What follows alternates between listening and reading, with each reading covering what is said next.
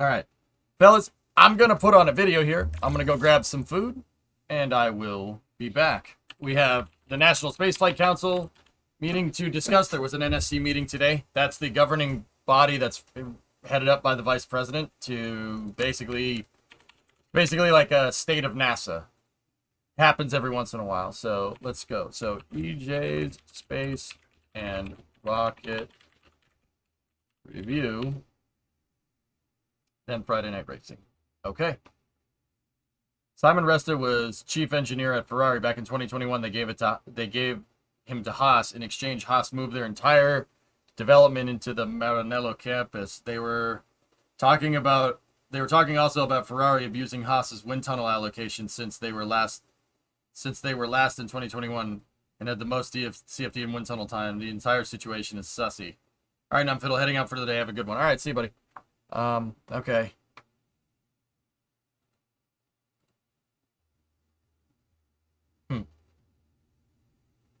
Okay.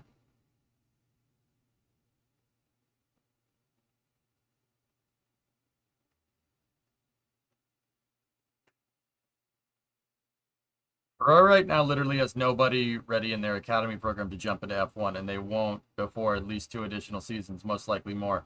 So I think driver seats at Haas and Alpha shouldn't be influenced by Ferrari. I agree. I think Mick's decision to leave Ferrari's driver academy is because of something else.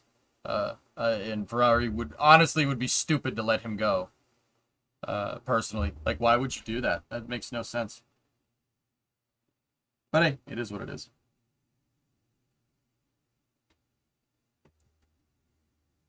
For a later read, Ferrari set up Haas up in facility. Okay. Yeah, it's very strange.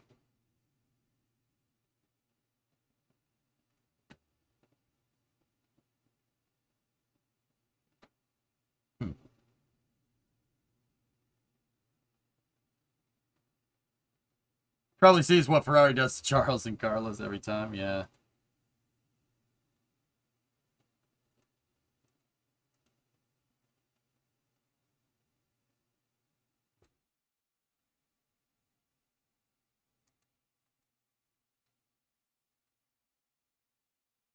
Interesting.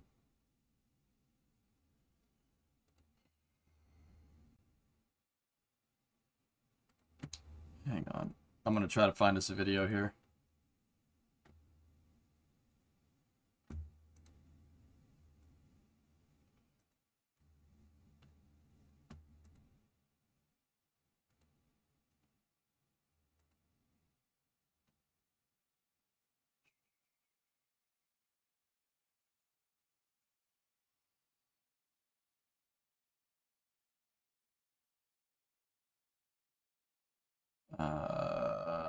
I always try to put on a STEM video here. Discovery, go at throttle up. For the break, so you guys have something to watch while I go eat.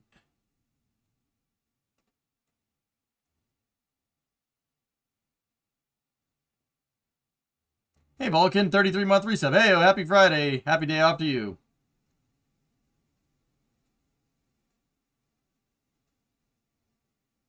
Nice. That's awesome, Forge.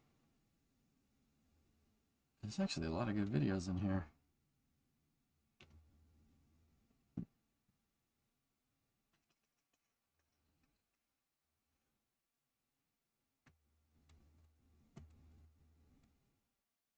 Wow. There's a dude. I just found a channel that's a gold mine. Here, you guys see anything you like here? There's so much stuff.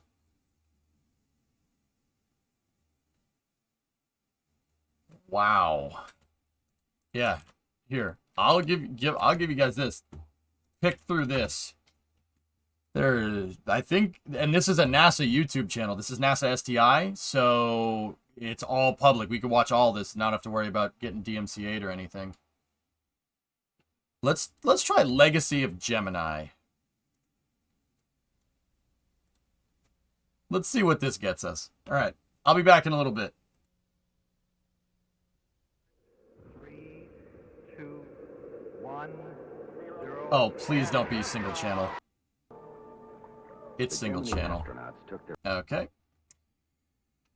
Single channel. Good times.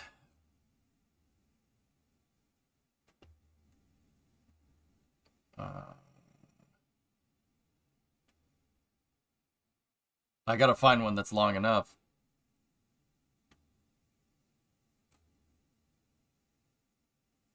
Just force it in OBS. Ignition. You know what? Hang on. I might be able to. Liftoff. We might be able to equalize this. Lift light clock start. 1639. No. Looks good. Flight. No.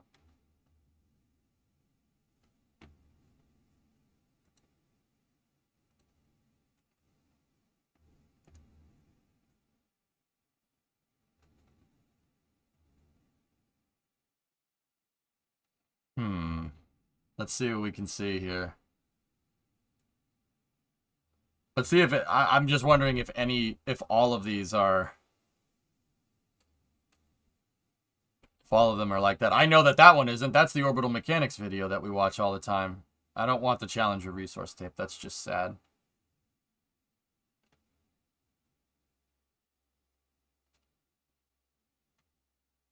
Bob Slot, you find something? Okay, hang on. Let me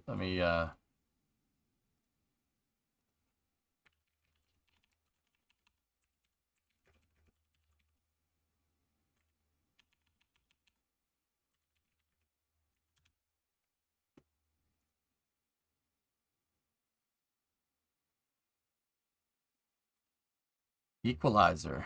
Add extension. Let's see what that does. All right, ready? Let's take that Gemini thing here. Ignition. Liftoff.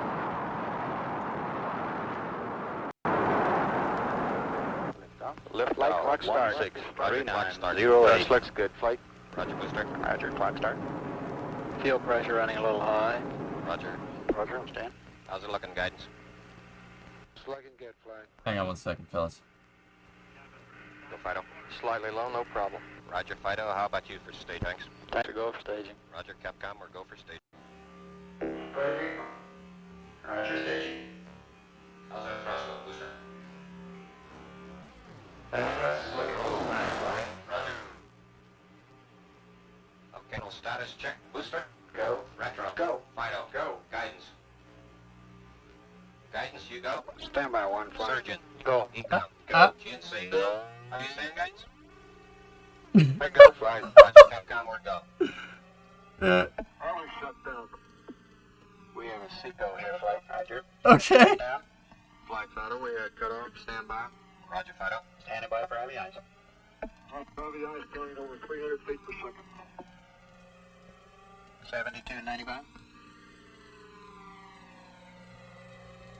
72 is 2. Flight Fido. We're no go. There we go. Roger, Capcom. We're no go. That's working. Capcom. We're no go. Roger. You are no go. No go. Retro, you got a time here? Roger. Flight. Area check. Hey, that's good enough. That's fine. Plus 20. Enjoy. Angle on the retro. 7 degrees. Recovery flight. 7 on the retro. Roger, we had a board here. We're going. All right, I'll be back in a little bit. Area Charlie. We'll be retrofiring at 9+20. Roger. Flight. You give me some weather and access times in that area, please.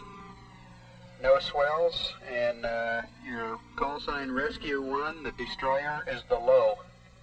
5, 4, 3, 2, 1, retro fire. Roger, fire 1. Rocket 2.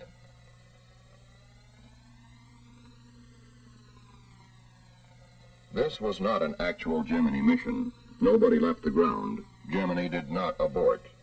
We have simply edited together an isolated launch with shots of the flight controllers simulating that launch.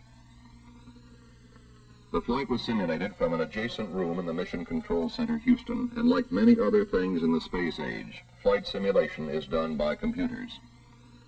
The primary and backup crew for Gemini 8 will undergo 11 days of such simulated flights before launch day, March 16th. Early in the program, experts sit down and analyze the Gemini 8 flight. They know it is a 3-day mission. Its primary purposes include rendezvous in space with an Agena target vehicle, the first docking in space, and a 2-hour spacewalk by pilot David Scott. The experts then devise problems that could occur, some simple, some quite challenging. They feed these problems into a computer and sit back and see what happens, perhaps with a little glee.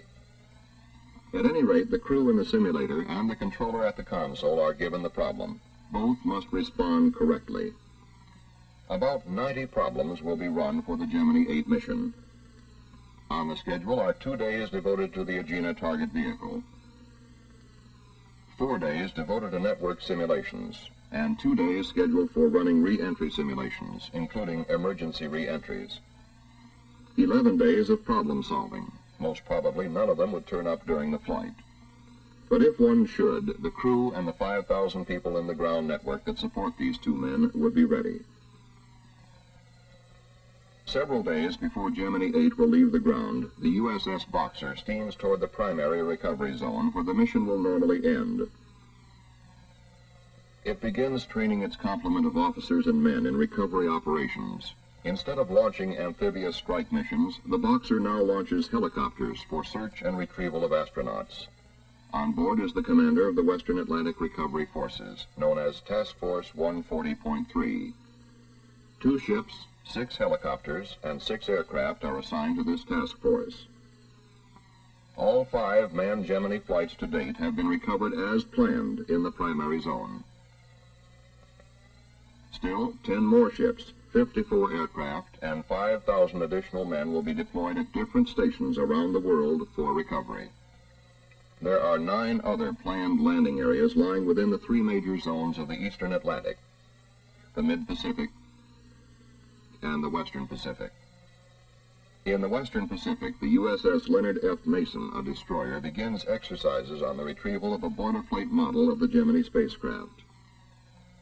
The Mason will cover 3 landing areas within Zone 3. It will be backed up by aircraft from Okinawa and Japan.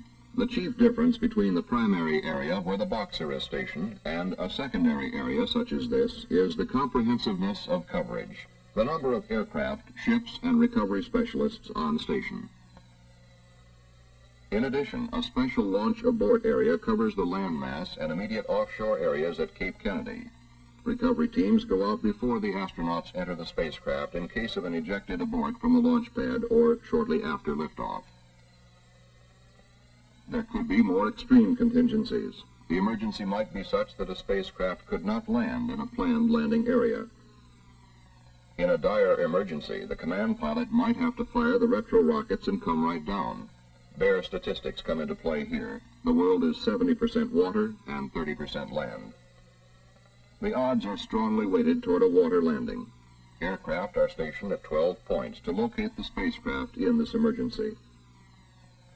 Any commercial shipping in the area might then be called for assistance to pick up the astronauts. Freighters, oilers, tankers, any ship with heavy hoist equipment could also take the spacecraft aboard. If the crew comes down over land, they would use the ejection seats, leave the spacecraft, and land by parachute. Astronauts have not only a complete survival kit to sustain them, but they are trained to live off the land, even desert and jungle. Whether Gemini comes down over water or land, recovery is planned and coordinated by a NASA team of specialists. They set up the requirements for a mission and work closely with the Department of Defense. DoD then commits the necessary ships and aircraft to do the job. The DoD manager for manned spacecraft support directs worldwide recovery forces. He is in contact with 2 main elements under his command, the Atlantic Recovery Control Center, Cape Kennedy, and the Pacific Recovery Control Center, Hawaii. The red telephone puts him into direct contact with the highest levels of the Department of Defense for further assistance. But all of this, the red telephone and the contingency aircraft off Pago Pago Island, South Pacific, seems remote on the 16th of March. The crew is entering their spacecraft for what has every sign of being a normal flight. At the same time, on Launch Complex 14, the Atlas Agena count is only 25 minutes from liftoff. The Gemini mission is largely based on a successful orbit of the target vehicle. The Agena count has no holds. Right on the nose at 10 o'clock Eastern Standard Time, the Atlas launch vehicle ignites.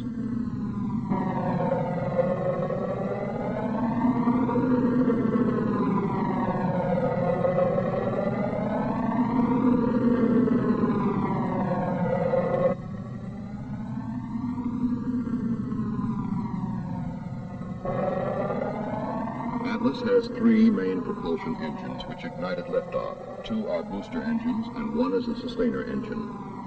The booster engines cut off first, some 2 minutes, 40 seconds into the flight. The sustainer engine then takes over and propels the Agena to an altitude of 654,190 feet. Two small vernier engines on the Atlas continue to position the Agena properly in the later phases of launch. They cut off at 5 minutes, 6 seconds after liftoff. The Agena propulsion system then inserts the target vehicle into a circular orbit. Today, the flight plan calls for a circular orbit of 161 nautical miles. Something close to that would be acceptable. The Agena propulsion system can be started from the ground and a burn completed to change the orbit. But as the final figures come up to the flight dynamics officer, no in-flight burns will be needed. Agena has hit the planned circular orbit of 161 nautical miles. This is a good beginning for any rendezvous flight. The news is given the crew by the spacecraft communicator. Pilot Scott comes back with just what the doctor ordered. The flight director now calls for launch of Gemini 8 at 11:40 and 59 seconds Eastern Standard Time. Offshore, the launch site recovery forces are fully deployed. They now can only wait like the rest of us. Stage 2, 3 valves coming open, 5 seconds. T-minus 20 seconds, mark.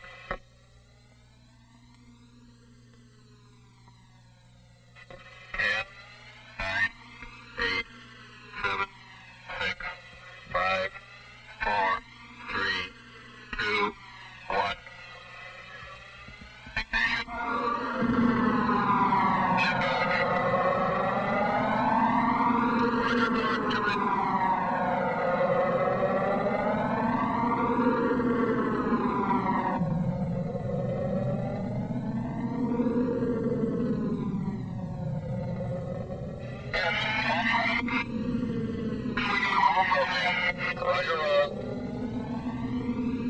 Good luck, Tony.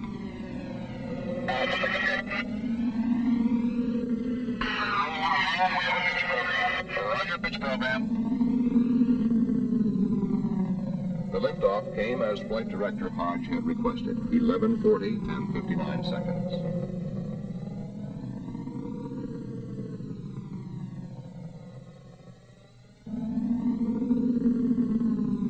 Gemini 8 goes into the clouds high above Cape Kennedy. As the spacecraft comes out of the clouds, an aerial chase plane picks it up for a close look at what it's like to ride as a spacecraft crew on top of a booster. Mark, 50 seconds, you're looking good, 8. After 50 seconds, the crew releases the restraints which are required for seat ejection. Gemini 8 was inserted into an orbit of 86 nautical miles by 146 nautical miles, very close to the planned values of 86 by 145 nautical miles.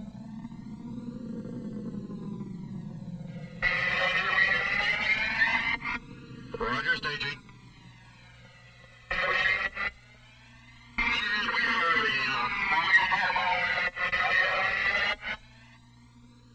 The launch site aboard is the first contingency that has passed successfully.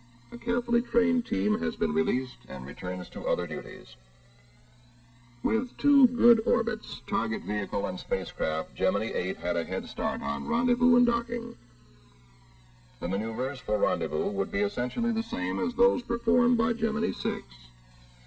So fast does the space program accelerate that rendezvous was the primary objective of Gemini 6 in December.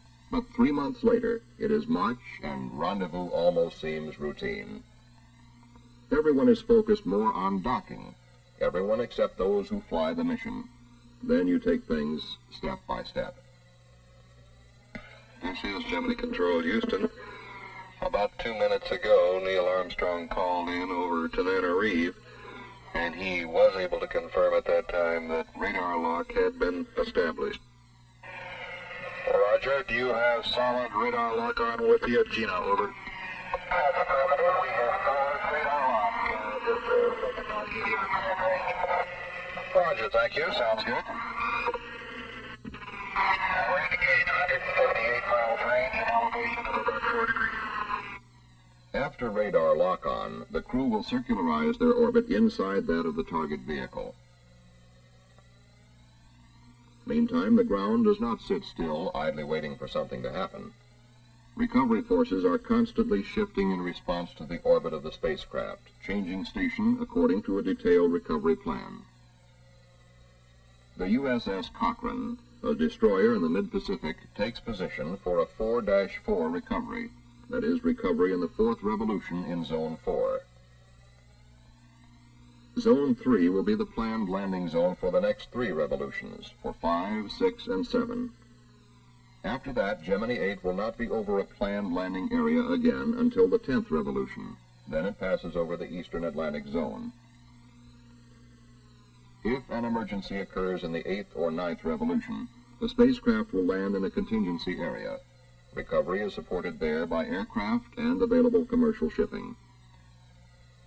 But right now, much of this seems academic. The crew has other business.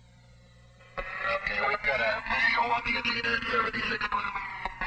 Roger, understand. Visual, Gina, 76 miles. Oh, Houston, this is Gemini 8. We're station keeping on the Gina at about 150 feet. There you go, Papa. You done it, boy. You done it. Boy, look at that.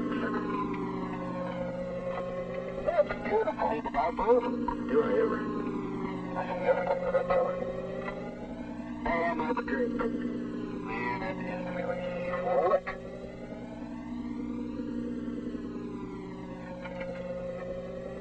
A bit of all right. Okay, the first thing we really have to do is platform parallel from 650 to 710. And they're giving us the SPC loaded yaw maneuver. It looks like that nominal time. So they're going to give you that time. Oh, check your own status display, please.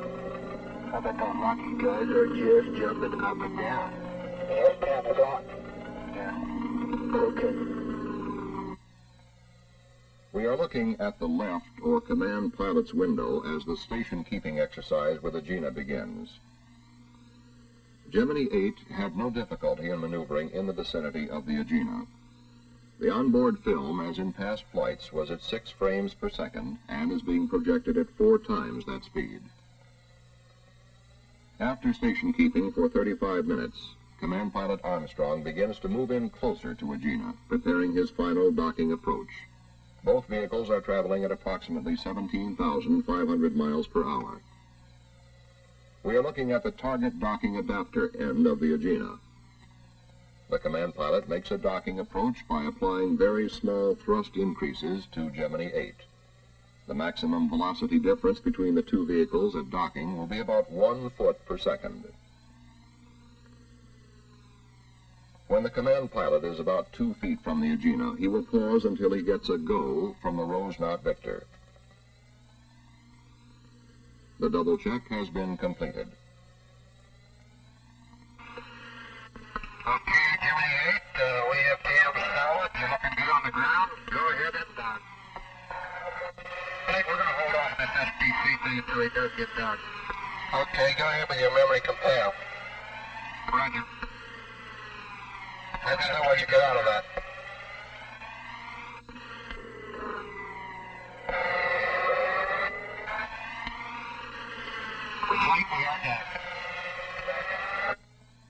That was it. 2 vehicles docked for the first time in space. Shortly after docking, the crew was slightly surprised when Jim Lovell, the spacecraft communicator, checked in with this caution. Roger, 8, they're reading you loud and clear. I have some information for you. Ready to copy? Stand by.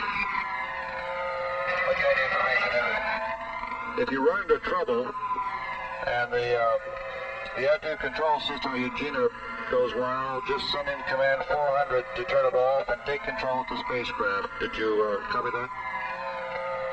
Roger, we understand. It was a routine check. You punch 400 into the onboard computer. This automatically turns off the attitude control system of the Agena.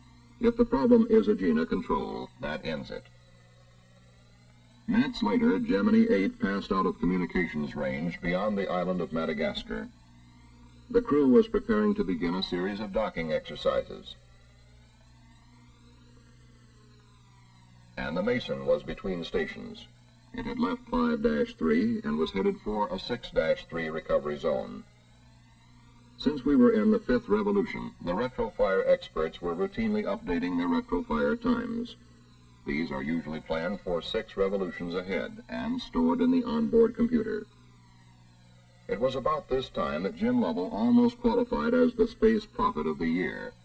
For 7 hours after liftoff and 27 minutes of normal docking, an excessive yaw and roll motion occurred. The crew punched up 400, but the trouble was not in the Agena. Unable to find an immediate answer, Mr. Armstrong undocked. The roll rate continued to build up, reaching about 1 revolution per second.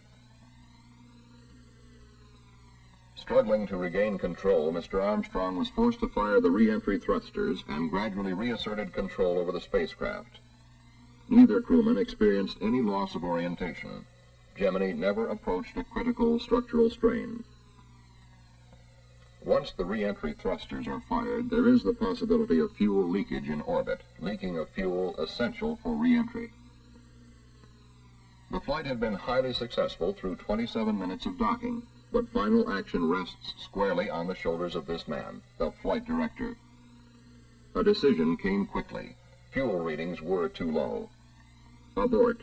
That was the first decision. Others follow. Where do we recover?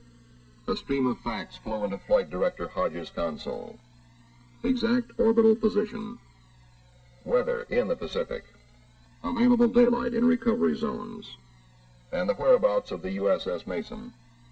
A destroyer which had repetitiously practiced picking up a boilerplate model of Gemini in the waters of the Pacific came into its own.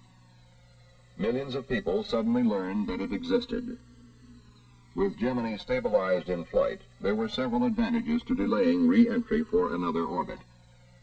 The retrofire officer would have an exact reading on retrofire times, and the crew could prepare for re-entry, and aircraft could be on station at splashdown.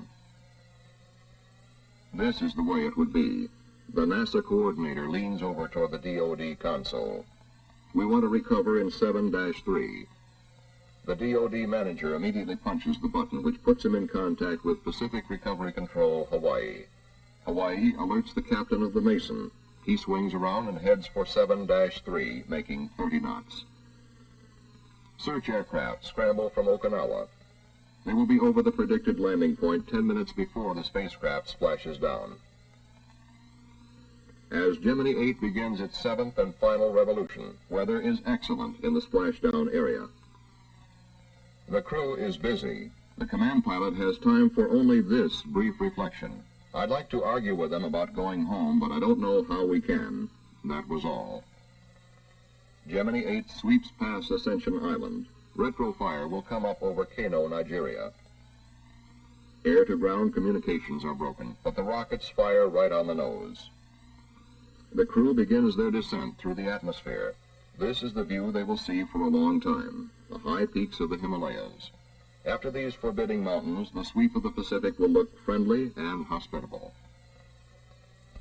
Waiting for Gemini 8 are rescue aircraft circling in the landing area, ready to pick up an electronic signal from the spacecraft. 2 aircraft from Okinawa were originally assigned here, but 5 others were quickly alerted and added to the recovery team.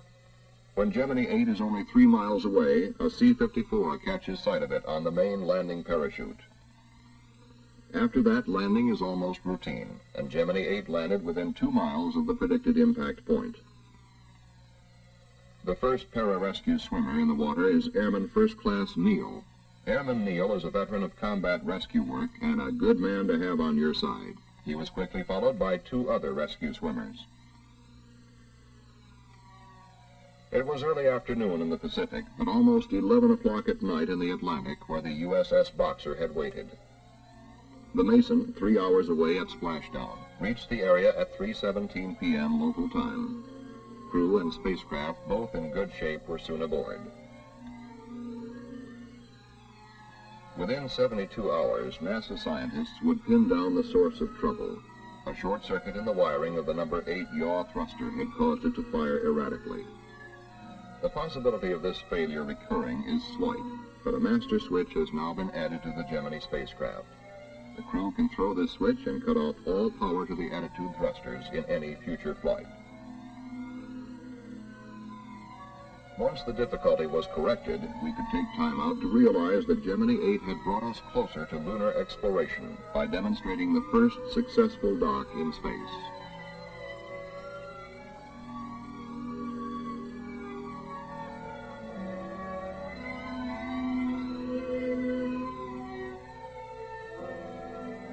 Gemini 8 also gave many of us our first look at men like the 3 young rescue swimmers, Airman Neal and Moore and Staff Sergeant Hewitt, as well as the captain and crew of the Mason.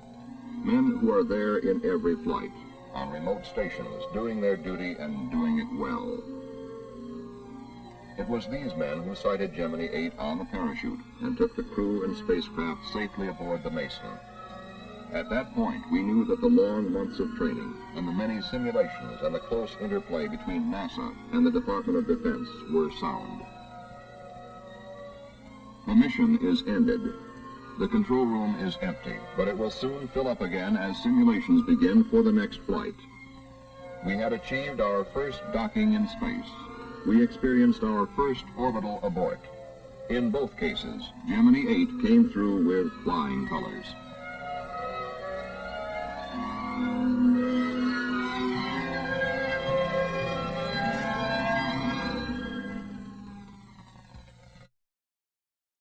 How about that?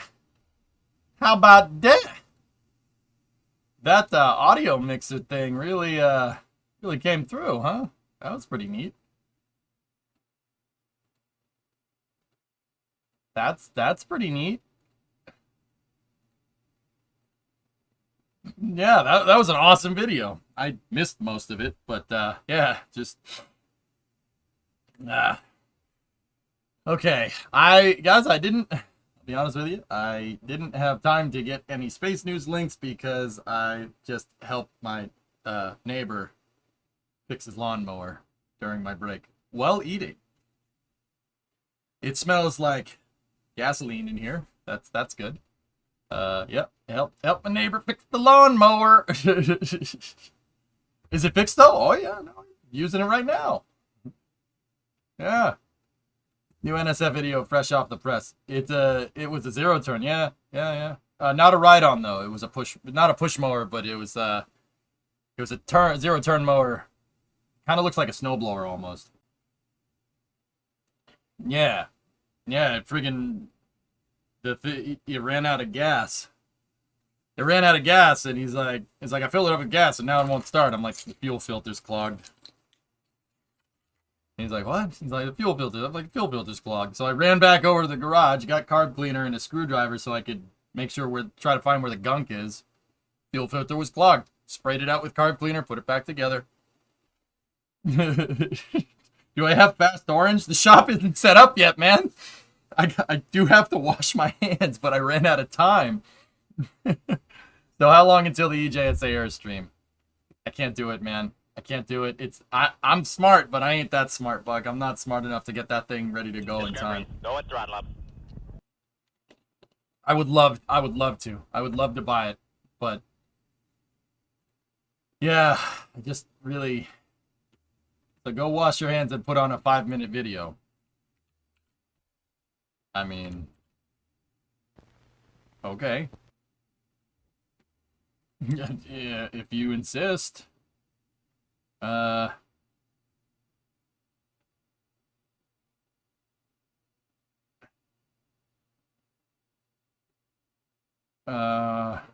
trying to find a 5-minute video.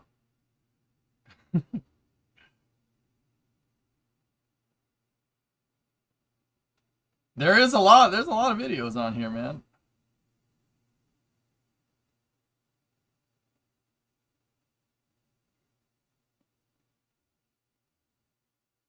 There was plenty in that channel, yeah. They can get vapor locked as well. Yeah, no, this wasn't a vapor lock, dude. It sucked some crap in the gas tank. It's an old lawnmower. It sucked some crap in the gas tank into the fuel filter. So I undid.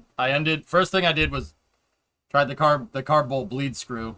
Didn't work. Nothing came out, so I'm like, okay, it's clogged. Then I checked line to the fuel filter. It was blew through it.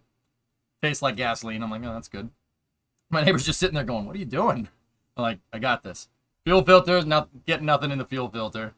And so I put that all back together, and then I pulled out the fuel line to the fuel filter, and I did this. I did a siphon thing to it, and it shot all the stuff out, and gasoline shot all over my feet. And I'm like, nope, it's good. It's gonna start now, guaranteed. It's a gravity feed. He's like, guaranteed? I'm like, guaranteed. Physics don't lie, man. Pulled it, started right up.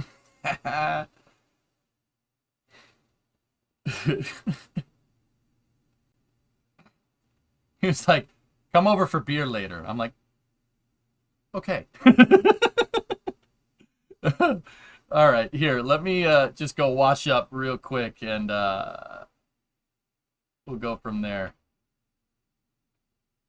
I gotta find something, though. He's drinking my fuel. Yeah, maybe.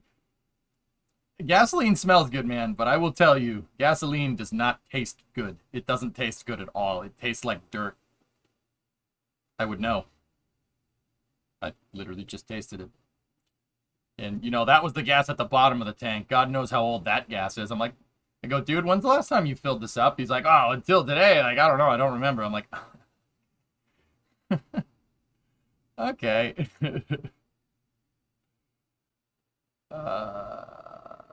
Just trying to find a good video here. It's because it was in the dirt. Yeah, maybe. I mean, that may have had something to do with it.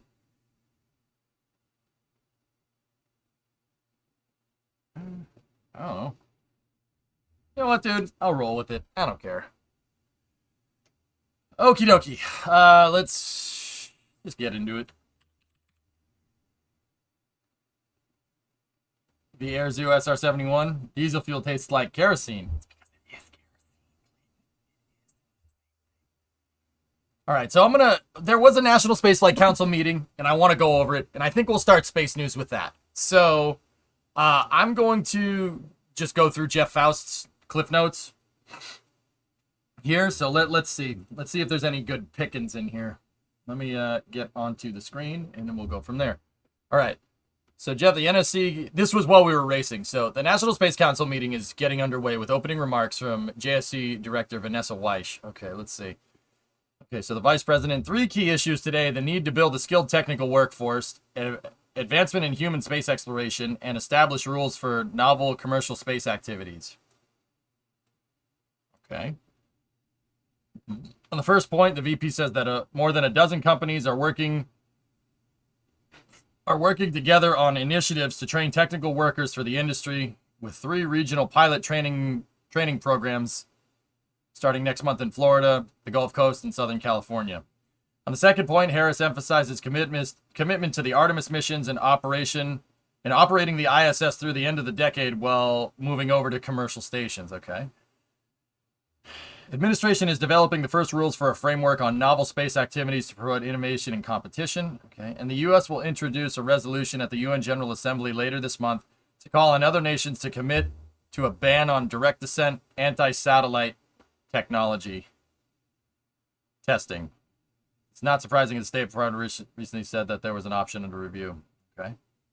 As the council meeting gets underway, Bill Nelson is the first up. He's talking about the agency's work on collecting and distributing climate data. Okay. Okay. And Deputy Secretary of Commerce Don Graves says he signed a memorandum of understanding with the Department of Defense to drive our mutual work on, I forget what STM. Space tracking management, I think is what that means. Announcing a set of space situational awareness data buys and plan an all-commercial pilot program this fall to replicate what is done with the Department of Defense for space safety using just commercial data. All-commercial pilot program. Okay. Assistant Secretary of State Monica Medina says the U.S., Brazil, and France will host the first meeting of the Artemis Accords signatories on the sidelines of the IAC later this month. We'll also work to seek the broadest possible support from the United Nations General Assembly resolution on anti-satellite missile technology. It appears they have exactly one camera for this NSC meeting, which means that we'll only see the backs of this panel speaking on STEM issues. Okay. Polly Trottenberg, the Deputy Secretary of Transportation, says the Federal Aviation Administration and the National Transportation Safety Board have signed a memorandum of understanding to clarify their roles in commercial space transport investigations. There had been a clash between the two organizations on roles and responsibilities for a while. Cool. Yeah, I know, Snow. That's Do SRBs use flange kits? No.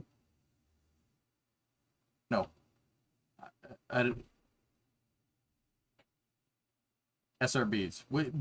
Okay, Clayton, does that have anything to do with what we're talking about? I'm just out of curiosity. Just because, like, I'm like, did I miss something about SRBs in here, or is that just out of the blue? Is that just if it's an out of the blue question? Give me a second, dude. I want to go through this. Let's see. Deputy Secretary of Commerce Graves says the U.S. should consider establishing a space portal to direct entrepreneurs to the right agencies.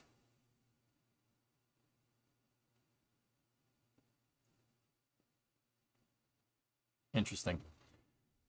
Vice President closes out the meeting asking council members to submit proposals for the authorization and continuing supervision of novel commercial space activities within 180 days. Sorry, my father's machinist was curious. Oh, okay, yeah, no problem. Your father's a machinist and he was curious. Yeah, they're not, it's not flanged. Yeah, I can answer that right now. That's no problem. So they're not flanged. The SRBs are like, forgive me, I don't know the mechanical term for it. It's not like a end-to-end flange like this. So like if you have two kind of L's like going up against each other like that, it's not flanged like that. The SRBs have like I want to say a flute, but that's not the right word. So like if you're looking at the SRBs from the side, there are two like C's like this, and they kind of go together like that.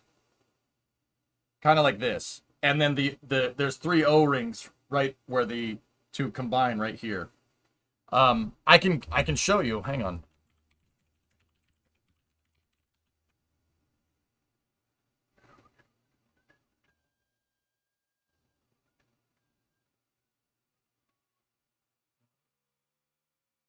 Those are the old O-rings. We don't want to show those. Yeah, here you go. So that's what they look like right there. So you have a pin that goes in this way that locks them together on the transverse axis, right?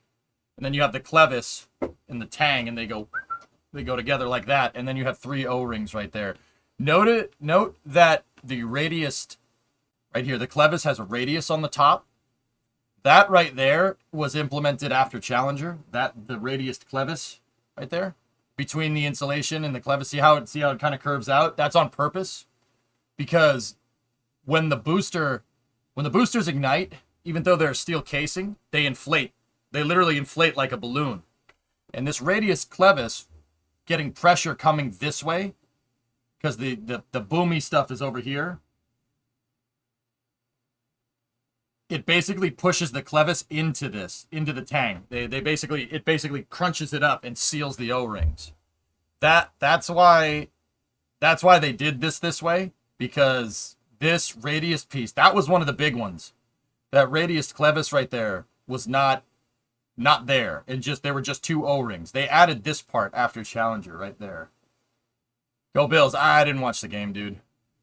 I heard they did good though, but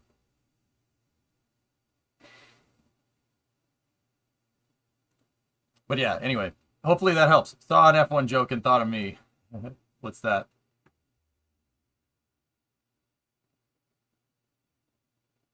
Fucking idiots, man.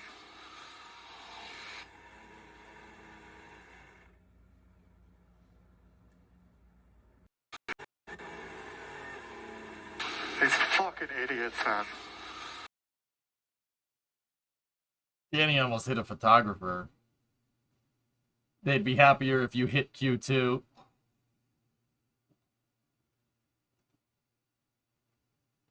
.1 win, even though they gave up 4 turnovers. Ooh, 4 turnovers. That's not good, man. Who did you play? I don't even know.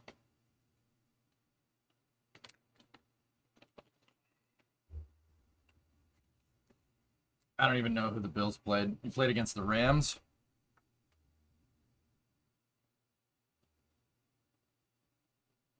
In my defense, I didn't know there was a video. It's all good, dude. Don't worry about it. All right, anyway. Let's go back over here. PBS calls on meeting as authorization continue to supervise the commercial space activity, continuing supervision of novel commercial space activities within 180 days. Proposal should ensure activities abide by space safety norms and protocols. This is important.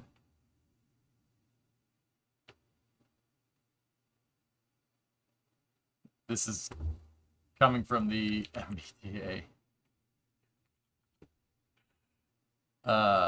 Nearing the end of week 3 of the Orange Line 30-day closure, we've achieved 69% of our work. Looking back, we've replaced 7,200 feet of rail, so that's about 2,000 meters, give or take. Like 2,200 meters of rail, and renewed 98% of special track work. Run test train for our signal upgrades while taking opportunities to improve stations.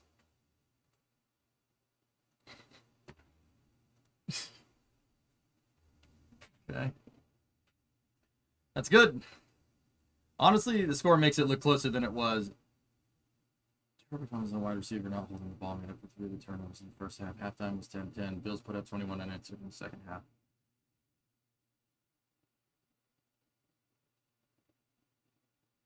Yeah, let's hope, Demo, let's hope that those turnovers are let's hope the turnovers are just dusting off the cobwebs. If not, then you got an offensive line problem. Amongst other things, at least if I read that right. 2 running back fumbles. Well, running back fumbles and a wide receiver not holding onto the ball. Nah, that's not necessarily a line. Yeah, that's just fundamentals. So hopefully you can iron that stuff out. You don't want to be 4 turnovers. I mean, against the Rams, dude, 4 turnovers, you can get away with it. You're going to play, you play somebody like the Saints, or, you play Tampa Bay or something like that. Not that like you do stuff like that, or against the Pats. That won't hold up against us, but then again, I haven't seen how we play. But yeah, good job, man. Either way. I can't decide if they're smart enough to post that % on purpose or if they're dumb enough to do it on accident. I'm going to go with dumb enough to do it on accident, Remo. The Rams were the one with the O-line problem. They gave up 7 sacks and 3 picks. Yeah, they seem to have a bigger problem than you do. All you need is 13 seconds to beat the Bill. Careful. Josh Allen's a good quarterback, man. Careful. Careful. Anyway, she also announces that Les Lyles is the new chair of the council's Users Advisory Group. The names of the other members of the group will be announced soon. Oh, a user advisory group.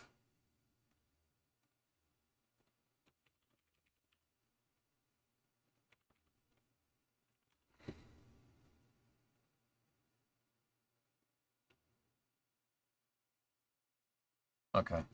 All right.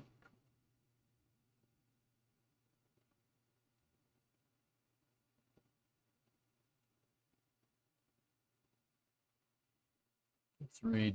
General Lester Lyles, born 1946, is a former U.S. Air Force general. He's the Vice Chief of Staff of the Air Force and Commander of the Air Force Materiel Command. After retirement of the Air Force in 2003, he became a company director for General Dynamics, DPL, KBR, Precision Cast Parts, MTC, Memorial Institute, and USAA, United Services Automobile. I think this is the right guy.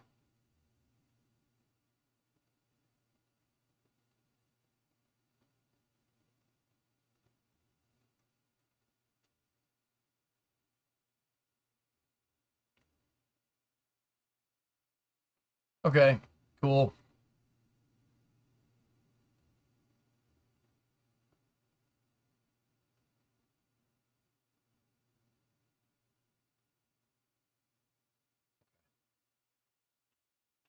I don't know anything about Air Force Material Command. Let me read. AFMC was created in 1992 through the amalgamation of the Air Force Logistics Command and Air Force Systems Command. Discovery, AFMC going is throttle right up. passing.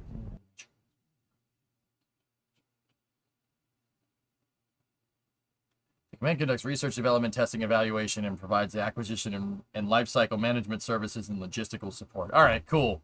That guy's Les is a logistics guy. Cool.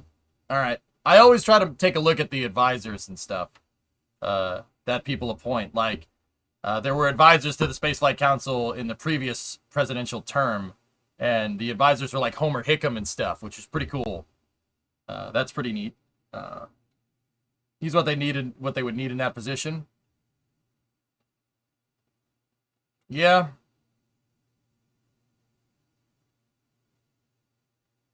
Yeah. No, yeah. I like.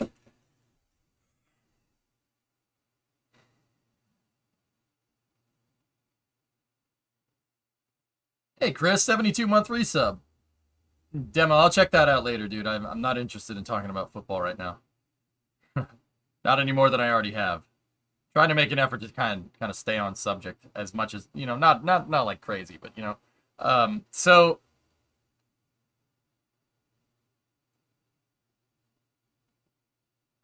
there's only one other thing that in this that I'm like about, and like, okay, so this is my kind of take on it, I suppose.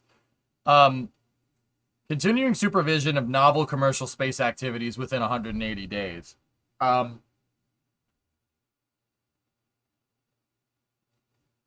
Yeah.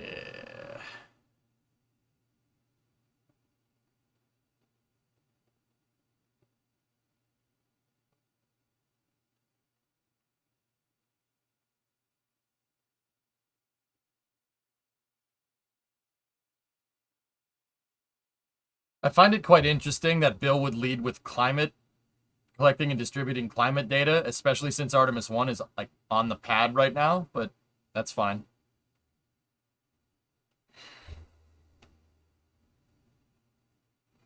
The administration is developing the first rules for a framework for novel space activities. I'd be interested to see what that means. Because, like, guys, it's what I'm saying. It's what, like, okay. I'll be honest with you. Like, it's no secret that commercial is catching up very quickly in capability. Starship is advancing more and more every day. You could say they're burning down the house in terms of development.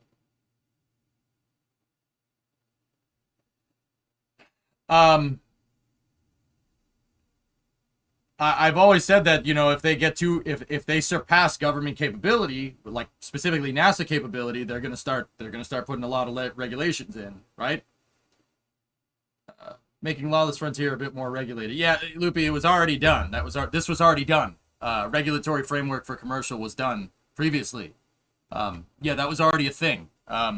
When they consolidated everything under the FAA and made it a one-stop shop, that was already done. It was under Space Policy Directive 3. So are we just going to keep regulating more and more?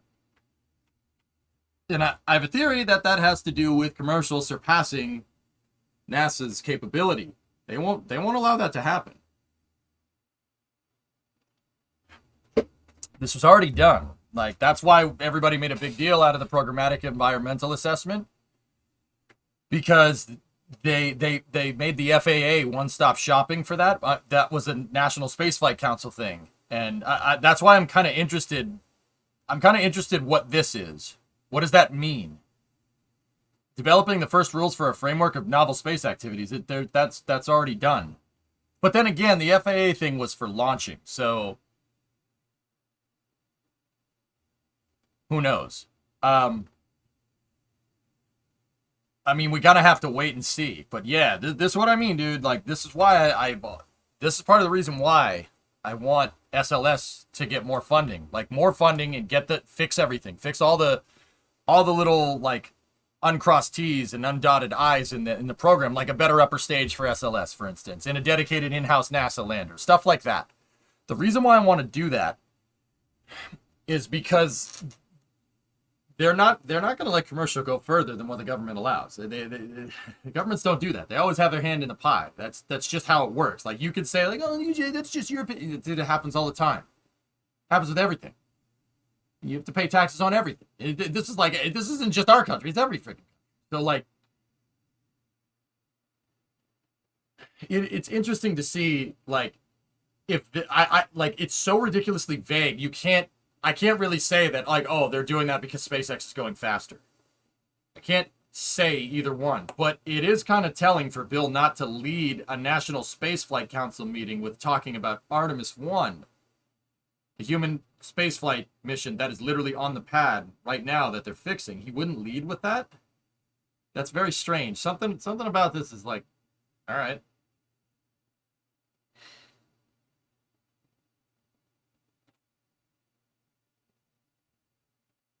Yeah, that's very vague. I don't really think we can make anything of it, you know? Secondly, is this going to be forwarded internationally to get unruly space programs in line? Not that their space programs are bad, but India is doing ASAT stuff too.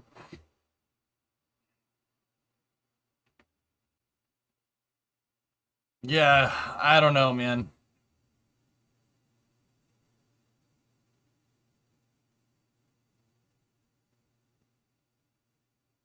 And keep in mind, we're getting this through a secondary source. I'm getting it through Jeff Faust, but also Jeff is really, really good at covering this stuff, so.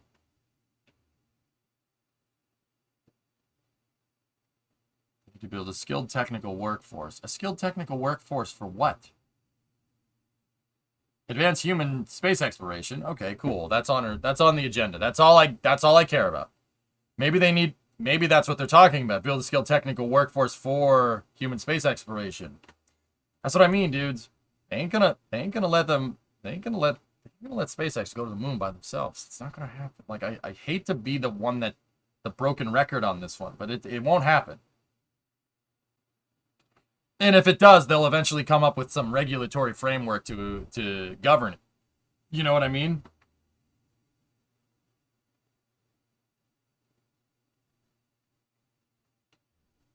I don't know. I mean, it seems okay. Like, I'd have to go watch it, and I probably will. But, yeah, the Wiggly engine's local. You can't stop looking at them, can you? Can't just leave this world. Yeah, that's what I mean, Jason. They're always gonna find a new way to get your money. You know what I mean? And I know people are gonna be like, EJ, that's not true. Okay. Yeah, they're always gonna find new ways to govern. without getting too much on the soapbox. You know what I mean? That like, dude, that's like, I get it. There has to be something. There has to be some kind of foundation. I get it. I understand. Like, I want to be very clear that I'm not trying to pick apart, because everybody thinks about this way, and it's really annoying. I was critical of the Spaceflight Councils from the previous administration. I was very critical of them. I was very critical in points that they were lacking. I liked them, but I was still critical about things. You gotta be doing this. You gotta be doing this. You gotta be doing this. You know, like, I just want to make it very clear that I'm not trying to bash one particular Spaceflight Council over another. I'm just going to be critical of them regardless, because frick you, I want more space. Like, screw me, right? That's kind of my job. You know?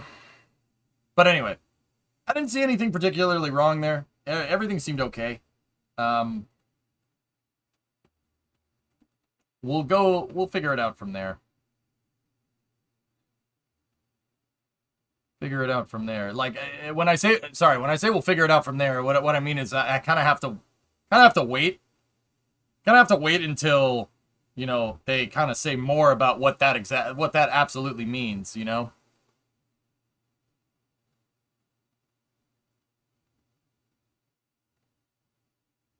But we'll see. We'll see. We'll see where it goes. Anyway, Speaking of burning down the house, commercial burning down the house, here, watch this NSF video. This NSF video is coming from our buddies over at NASA Spaceflight, Nick and Sweeney, who did the work for this one. Let's see what we got. So yesterday, Starship did some awesome stuff. You'll see in about 7 minutes.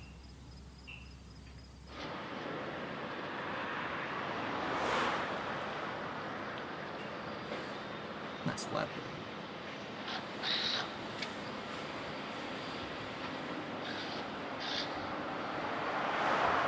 Was it a dumpster fire?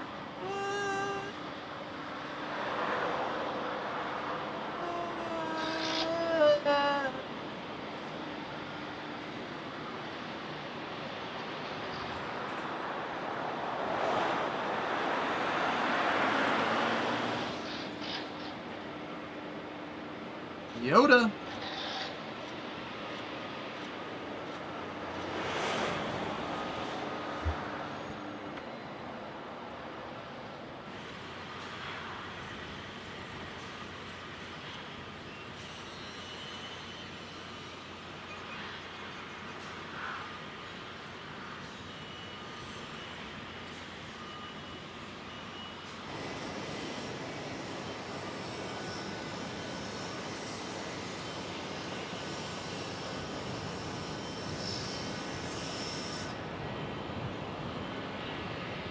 Looks like they're making some quick work out of the indoor factory. You see it in the background over there?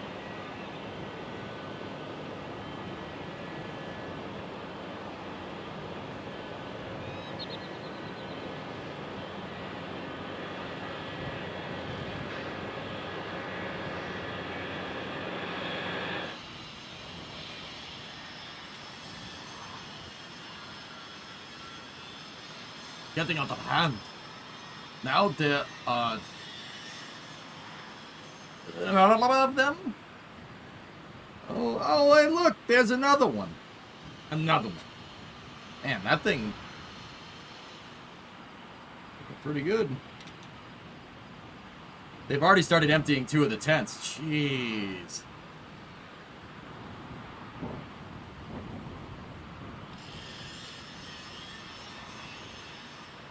So does that mean that sooner we lose all these great shots and stuff moves inside? I think they're still going to assemble outside Katra. But, yeah, I don't know.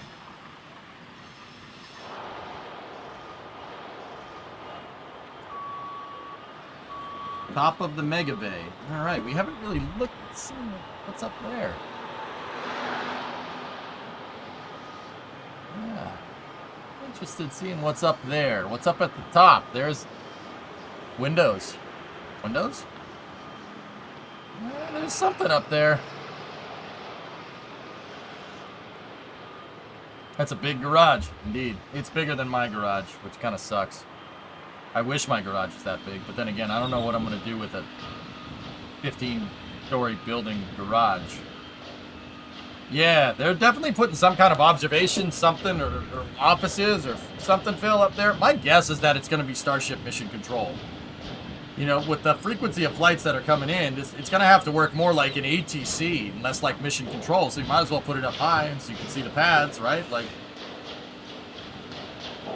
yeah, Copy Bear, you ain't wrong.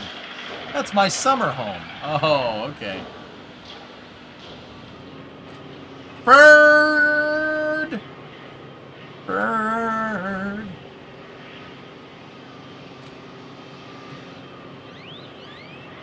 $5 a year?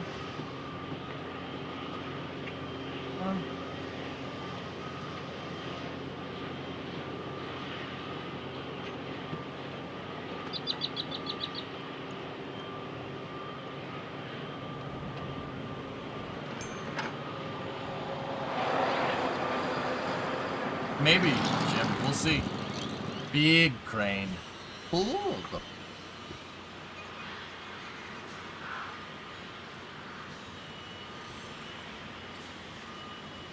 Oh, that dumpster is where ours articles are written. Oh, okay. Yeah, that makes sense.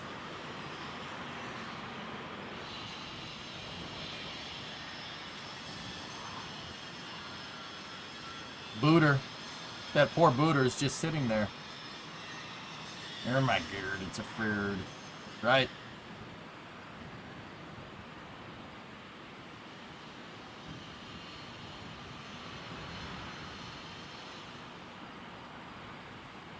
Sounds of stuff being built. Indeed.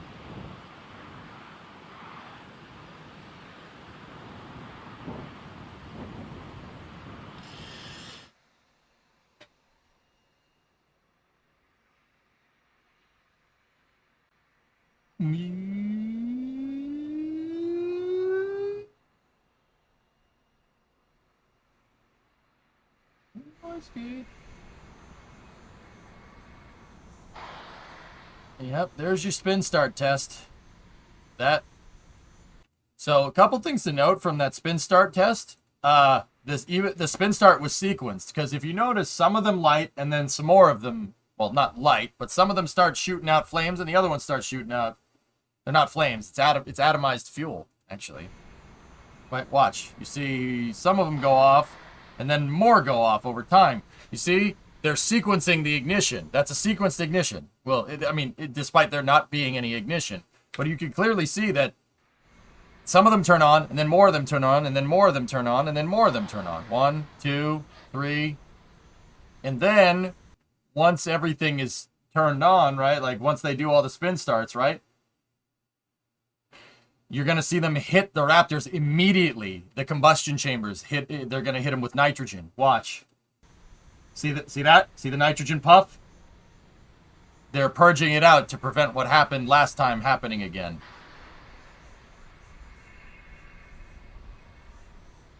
No, that was fuel. And yeah, that was definitely fuel. Watch look at the difference. There's a slight color change between the fuel. So that's atomized liquid methane and liquid oxygen. So it's gaseous methane and gaseous oxygen. Now, those are the vapors. That's the part that's flammable.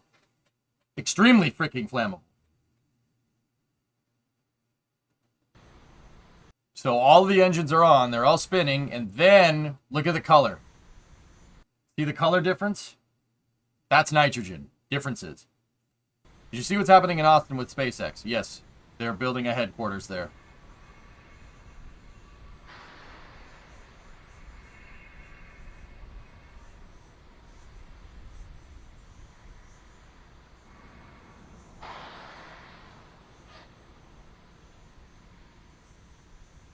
That's just spraying all that fuel.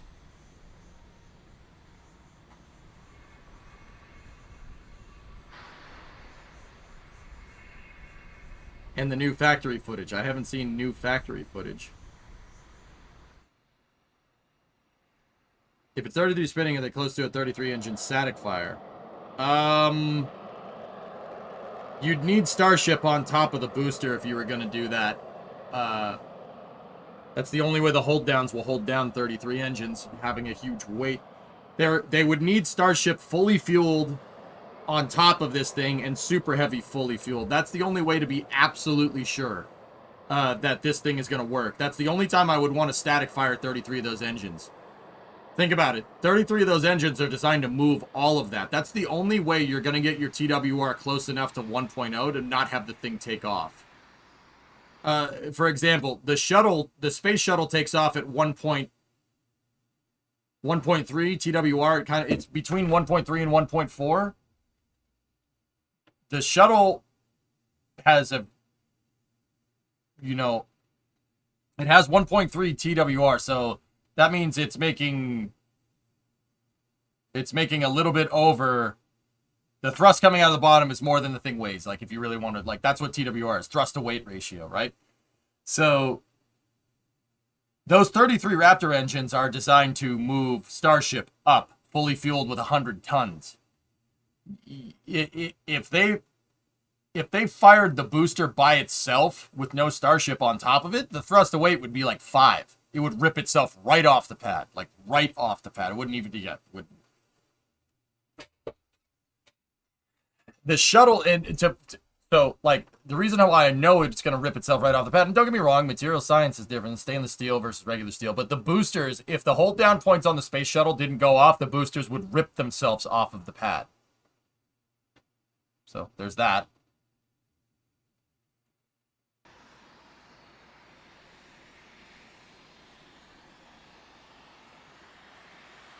Couldn't they just do a throttle down static fire?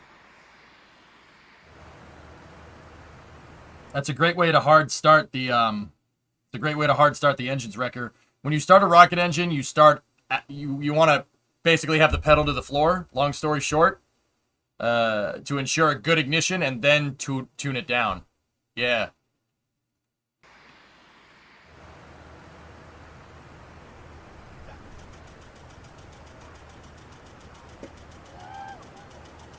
That.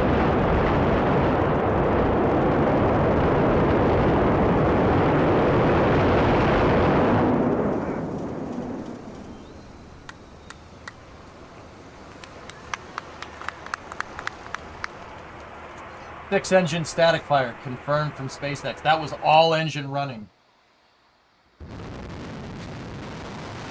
Yowza! What was the clicking? People taking pictures. No fires this time? What?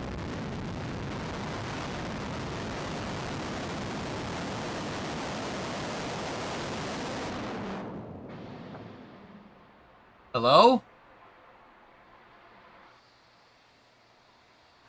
Okay. I'll be right back 1 second, guys. Enjoy the static fire stuff.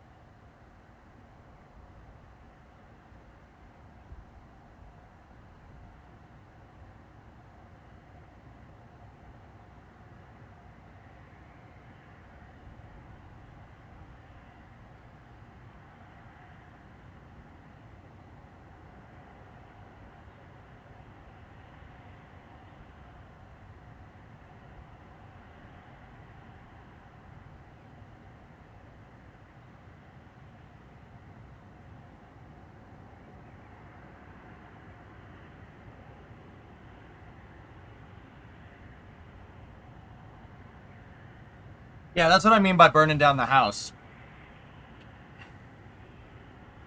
I'd like to remind everybody that this looks a lot worse than it is. It's just because of the kind of grass down there. It's hard to fight the fire, and the fact that the winds changed so much in the Rio Grande Valley, they just let it burn. Just control burn it. Sometimes that's the best way to fight a fire, guys. I know it looks ridiculous though.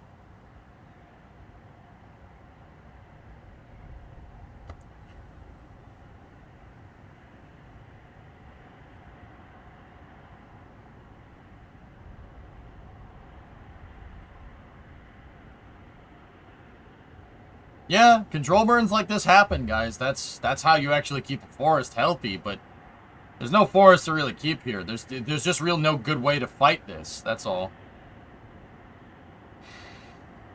You just kind of, I mean, they can kind of steer the direction of the fire by doing fire breaks and steer it like to the beach, right? And that'll, or to a sand dune or something, and then it just runs out of stuff to burn. What's ridiculous is how long they waited fire crews to go in. That's on purpose, Creeper. Guys, sometimes, guys, a little word on like being a firefighter. Like I mean, I'm not a firefighter by any means, but I've taken the fireman's exam before. Sometimes the best solution is to not fight it. Just let it do its thing. Sometimes that's the safest thing to do. Trying to fight a fire that big could get people killed. You know, like. But then again, it depends on what's burning, where it's burning. I mean, you're going to go, think about this for a second. There's a fire burning next to a rocket launch pad that's full of methane fuel. You want to go near that? I don't want to go near that. No, I'm good. No, we don't need to go near that. And the vehicle's pressurized. The vehicle's full of fuel too. You want to go near that? I don't want to go near that. No, I'm good. No, they could just burn. It's just brush. It's just prairie brush. Who cares? Let it do its thing.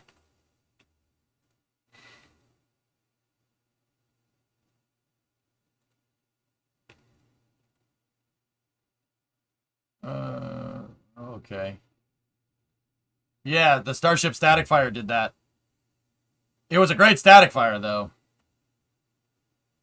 Yep, that's rule on firefighting, dudes.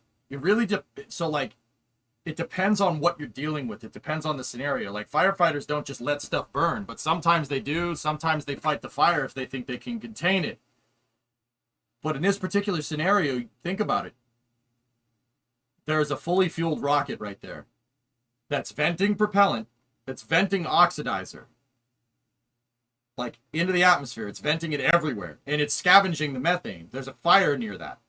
You want to go near it? I don't want to go near that. And that's next to a fully fueled tank farm. Nope.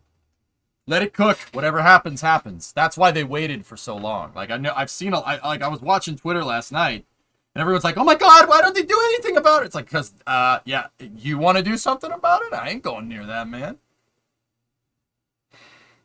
I guess that's the end of the S-24 test campaign. The only thing holding it is Booster 7. Yeah. Yeah. A 6-engine static fire. Yeah, what else are you going to do? Miller, you've been a fireman for 19 years. EJ's 100% right. Protect your exposures and steer to let it burn itself out. Yep. Yeah, Miller, like, once again, I ain't no expert. I've never fought a fire myself. I stomped out a brush fire once.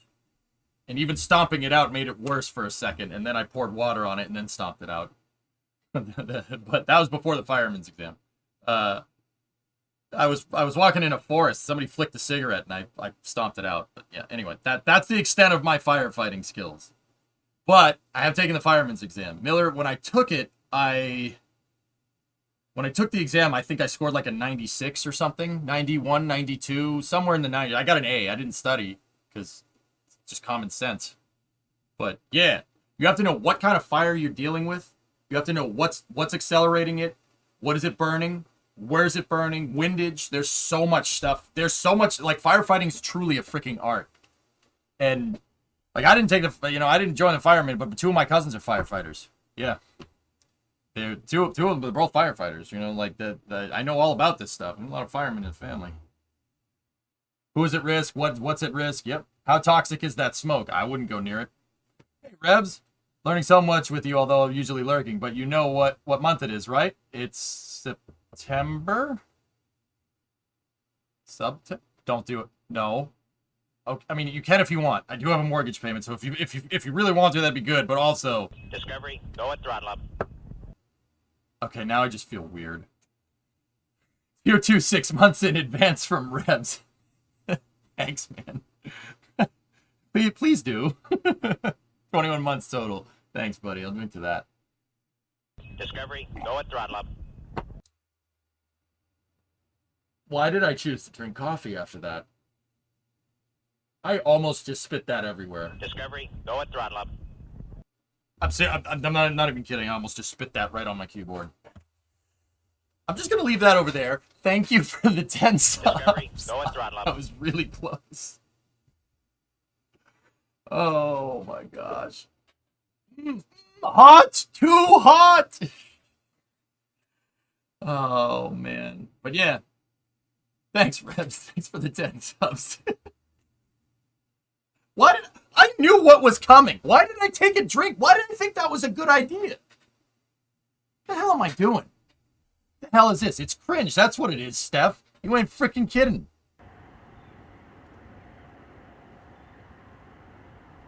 Ugh. You didn't burn anything? No, I didn't burn anything, but my head might be on fire.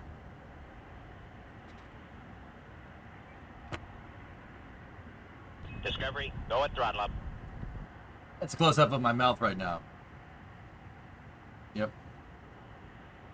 Kev, 19-month resub. Got to go in on this. Thanks, man. Yeah, just let it control burn, man. Let it control burn.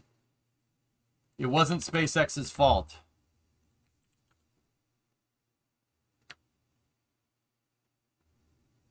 Discovery, go at throttle up. Is that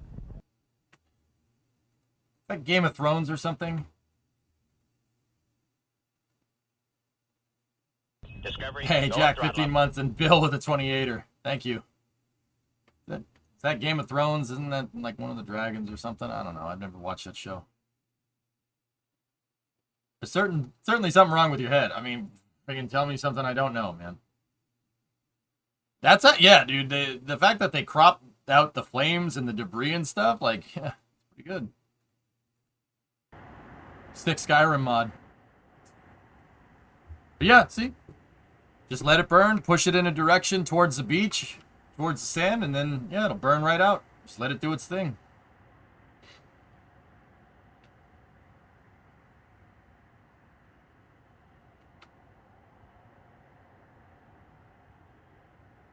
Yeah, see, it'll go out.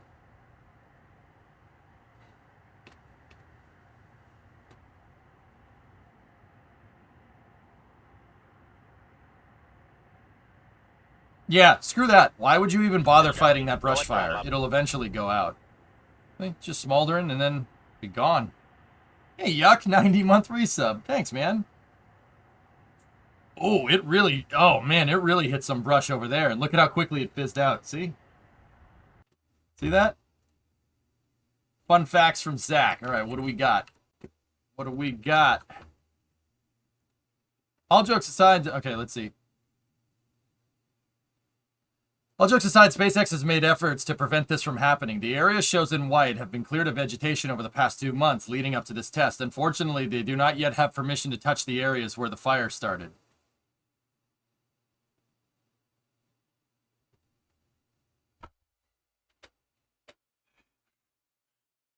Angie is continuing the sub that he got from Air Banas. Thank you. That's...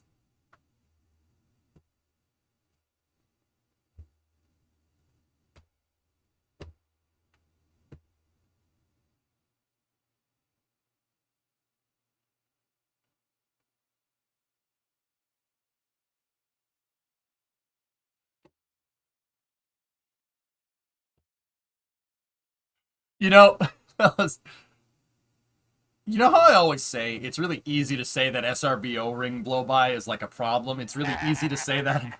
Hey, Major Postal, the roof is on fire! You know how I say how, like, that's really easy to say that in hindsight? It's really easy to say that, you know, foam strikes on the shuttle's thermal protection system were a problem. Like, it's very easy to say that in hindsight because you have the events that transpired in front of you. With that being said,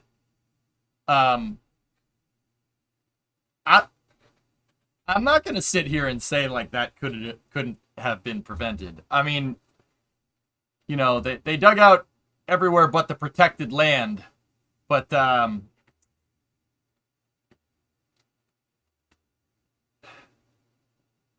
protected land. Yeah, it ain't protected no more. that protected land ain't protected no more. And that led to a lot more protected land getting burnt up. Like, that's good.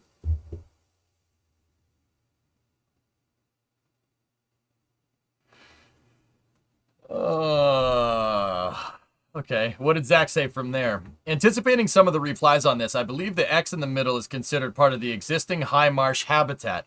It requires approval from ACOE, from the Army Corps of Engineers. The X on the right is outside the property line, can't touch it.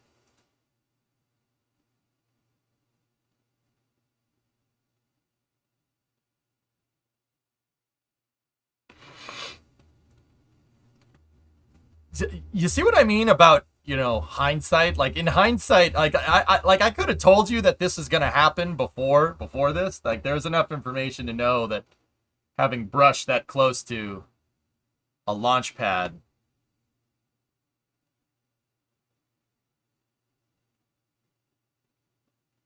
Yeah. Yeah, you know, it's protected, and now it's on fire.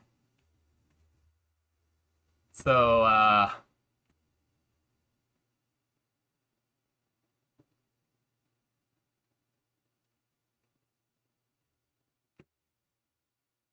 let's get our popcorn out and go to the comments section, just because I'm interested. Let's see. I get the need for static fires, but how many times did they need to do this? It seems the testing campaign strategy has not improved since a year ago. They are tested at McGregor, then cryo and static tested at Boca Chica. Starship needs quick turnaround to be productive. Testing this way is not.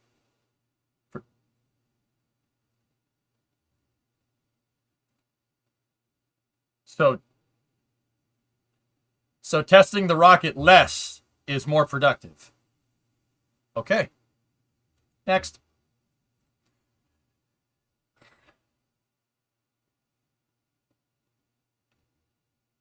Actually, it's actually pretty tame in here.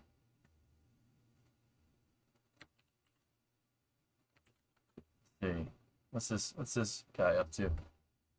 Just so everyone is clear, the issue isn't that SpaceX started a brush fire. It's that they torched several acres of national wildlife refugee land that they don't own. SpaceX stated that launch activities would not constitute a constructive use of federal lands under Section 4F of the DOT Act. U.S. Fish and Wildlife was bullied into concurring with this view, as the alternative would be years of delays. Yeah, it's Dunning-Kruger, Toothless, yeah.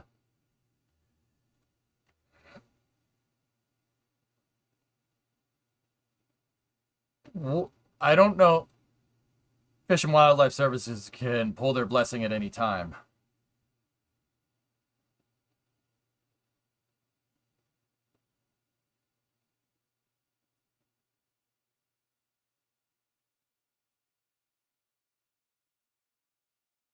Again, the argument against Starbase was never that spaceflight shouldn't happen. Rather, SpaceX's site was inadequately sized and situated to minimize environmental externalities, and that those impacts were not properly disclosed. This is evidence of that argument being correct. Yeah, but when they tried to... Okay, I have a question. That seems right. But... Okay, so what Hound is saying is that spaceflight shouldn't have... SpaceX's site was inadequately sized and situated to minimize environmental externalities, and those impacts were not properly disclosed. Didn't they try to buy up more land and make a bigger launch pad so this wouldn't happen, and the environmental people said no? Like, am I misremembering that, or didn't they try to make it adequately sized and everybody said don't do that? No, because of my environment. And now when they actually go to do testing, they're still saying my environment.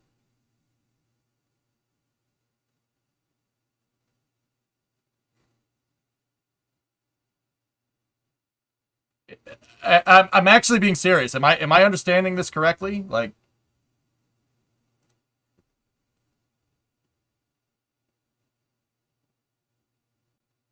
you know that the environment is what caused this problem. Protecting the environment, like, and not giving them the adequate space is what caused this. Am I stupid? Am I stupid? It must be the gasoline on my hands. Am I high? Like, during break, I helped my neighbor fix his lawnmower. He had a clogged fuel line, so there's gas all over my hands. So maybe I'm just not thinking about this right.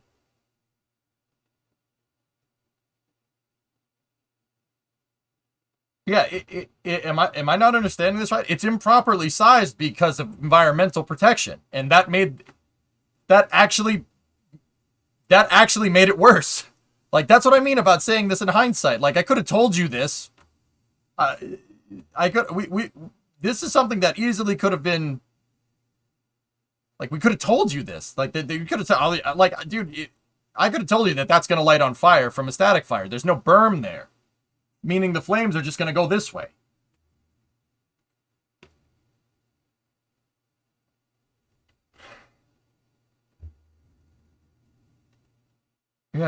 Yeah, geek. I don't know. You burned the wrong grass, fool. They tried to adequately size the pad. Remember those plans that we looked at that had like two launch towers next to it? They said, no, don't do that. Because my environment. And then when they said, all right, fine, they did it. Oh, boy. All right, okay. I'm just making sure I'm understanding this correctly.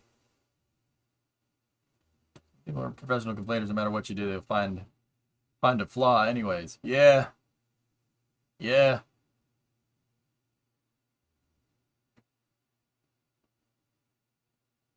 Actually, maybe we should get Zach on here and talk to him about it sometime. Zach knows his stuff, dude. I know he knows his stuff. I've actually been talking to him. I'm talking to him behind the scenes and stuff. He's a cool dude. Really cool dude. Yeah. Yes. Zach's good people, man. I could arrange that. No need to. I have a direct line, man. Would you guys want to see Zach come on here so we talk to him about what's going on with Starship with me? I mean, I know the answer is yes. I got it. I'll make sure that happens. They were probably meant to say, okay, we'll go somewhere else, but called their bluff. That's exactly what happened, Edwards. Yeah. Cool. That's pretty funny to me. Anyway.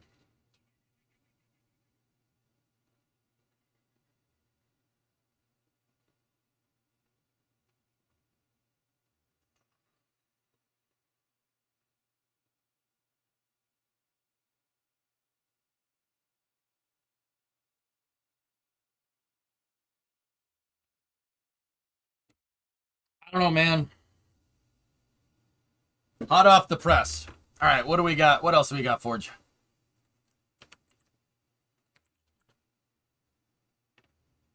SpaceX filed a request to the FCC asking to appeal. Okay, hold on. What is this? SpaceX filed a request to the... Oh, that's Corey. All right, cool. SpaceX filed a request to the FCC asking to appeal the FCC's RDOF decision and saying the denial issued last month is flawed as a matter of both law and policy.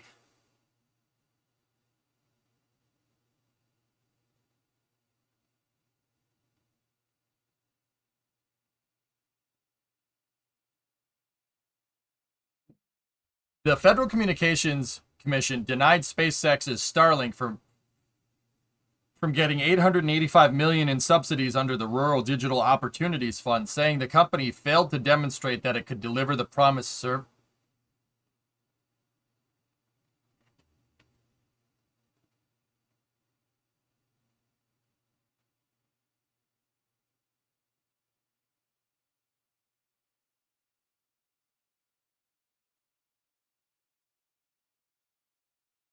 Am I dumb?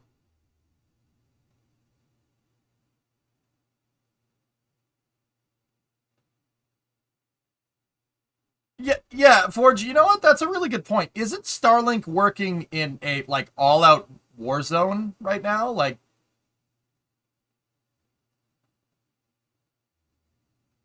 Daiki, dude, yeah, yeah.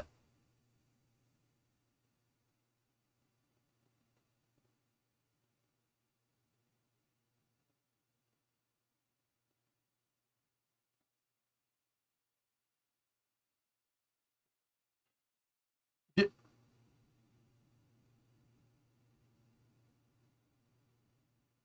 I, yeah, Wrecker, dude. Okay, all right, all right. It failed to demonstrate that it could deliver the promised service. All right, you know, we'd have to go, like, if we really wanted to be straightforward about this, all right, we'd have to go and we'd have to see what qualifies as, you know, the service that they're talking about in this legislature. With that being said, I can give a personal anecdote as to how good Starlink is. Okay, so all right, at the Spaceport America Cup, okay, we had Starlink and it worked. It was great. We didn't use it to stream, but it was there and I used it with my phone and it was amazing. Now, I don't know if you guys are familiar with southern New Mexico. Um, it is a little bit on the remote side, to say the least. Like down around Las Cruces, there's nothing. You get outside of the city and there is nothing. Yeah, like yeah. See, there isn't even Google Earth at Spaceport America. Now, where Spaceport America was is uh, right here. Now, do you see any civilization around anywhere from right here? Las Cruces is the closest city. It's 30 miles out. There's nothing out there, is what I'm trying to tell you. And we like on Starlink, I could like watch YouTube, no problem. Like you could just as fast as this connection here. Now don't get me wrong, it wasn't like the download speeds that you get here, but it was enough to watch high def streaming, no problem. So I'd be interested. Explanation thread from the FCC. Okay. Maverick 8-month resub. Yeah. SpaceX promised 100 internet speeds. They have been slowing that their network is overloaded and speeds are slowing down. They have been using sources like speed tests just as a heads up. Granted, once V2 gets up, speeds will be better. It's bullcrap, but Starlink has struggled in some areas, mainly the southern US, where it's unusable sometimes during peak hours. Okay. This is Launchpad. What's Launchpad saying? I know these guys. Yeah, I should actually probably follow them. I know that. FCC denies SpaceX for nearly $1 billion rural. Okay. All right, let's see. SpaceX had been awarded $885 million in the FCC's $9.2 billion auction in December under the regulator's Rural Digital Opportunities Fund. Okay. We must put scarce dollars to best use as we move into a digital future that demands more powerful and faster networks. We can't afford to subsidize those that are not delivering the promised speeds or are not likely to meet requirements. Okay.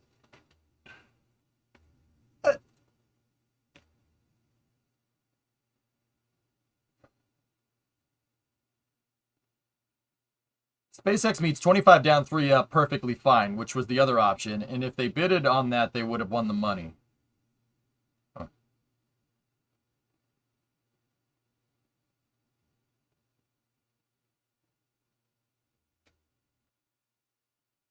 Rosenworcel also stated that SpaceX's technology has real promise, but she emphasized that Starlink is still a developing technology.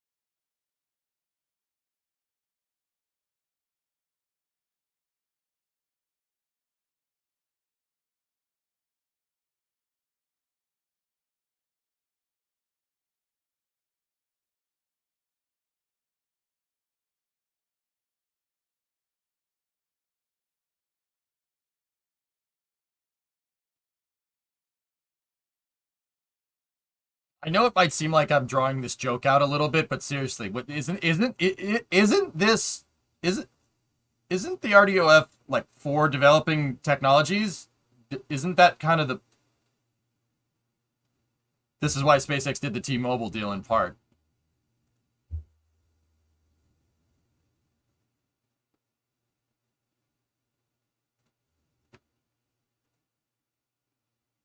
Yeah, call the Bongulans drunk face. I don't understand. What how I don't get it. Guys, my head hurts. Like my head's gonna hurt. I'm not trying to be funny. Like what? That makes no sense. Oh god. Oh god, I'm getting a headache. Call this drunk. I'm having a bondulance.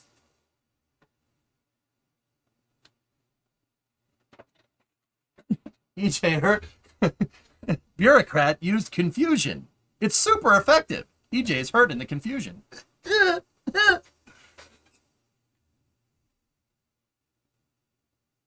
Yeah, Decimus, I'll pour myself a fine pint of diesel.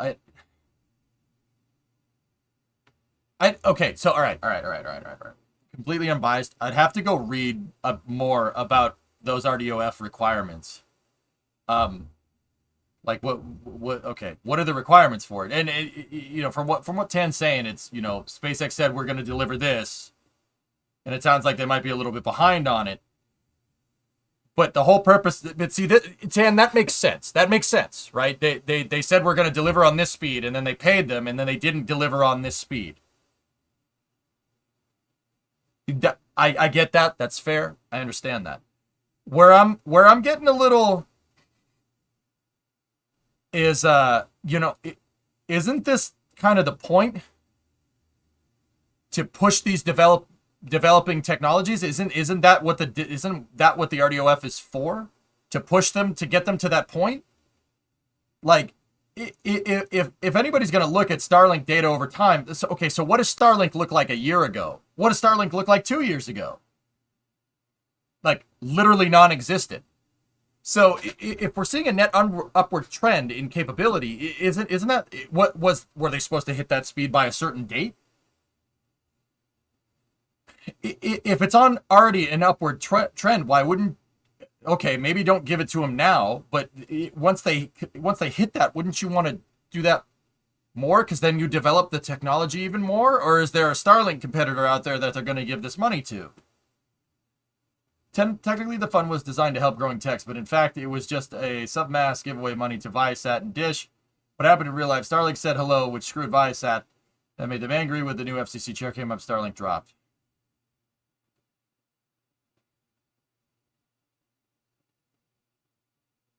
Is it normal to get?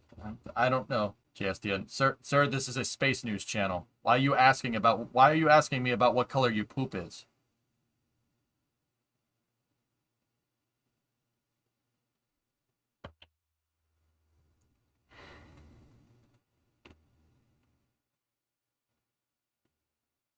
Yeah, see, now my question here is where is that $1 billion? Who is that $1 billion going to? The FCC released a statement saying that both Starlink and LTD Broadband, another company initially awarded $1.3 billion in subsidies, failed to demonstrate that providers could deliver the promised service. But that's the point of the point of a developing technology. Am I stupid? Like, I don't understand. Like, guys, you know what? That's not even worth getting mad about. I'd have to go read what qualifies for that in the first place.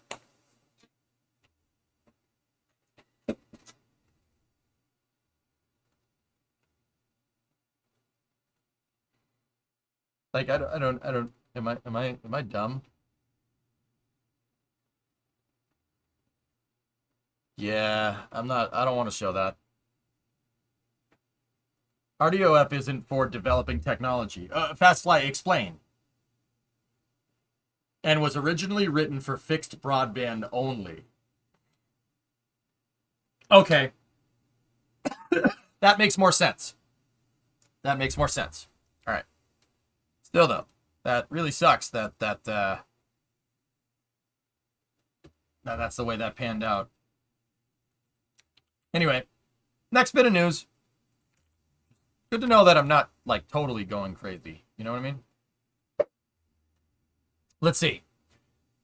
This is coming right from NASA EGS. This is an update on what's going on with the SLS tail surface mass carrier umbilical plate. Let's see what we got. After disconnecting the ground and rocket side plates on the interface, called a quick disconnect, for the liquid hydrogen fuel feed line, teams have replaced the seals on the NASA SLS core stage associated with the liquid hydrogen leak detected. Sweet.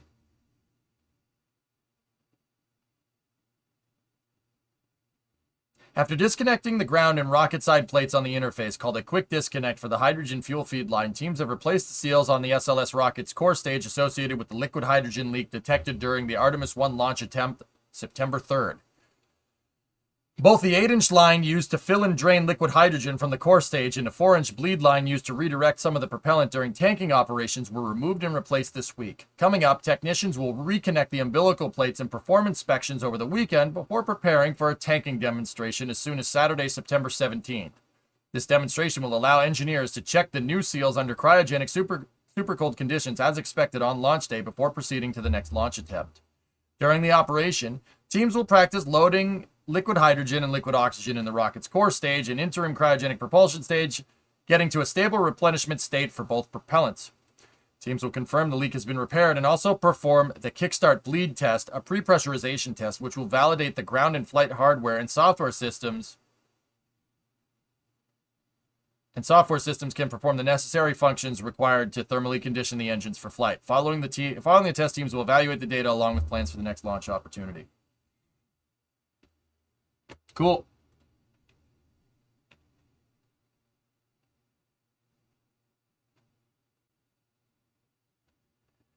It's not a full wet dress rehearsal, Kralani. It's tanking. It's tanking tests. It's like kind of a subset of a sub wet dress rehearsal. It's a subder. Those hydrogen tanks are getting a workout. Yeah, for sure, for sure.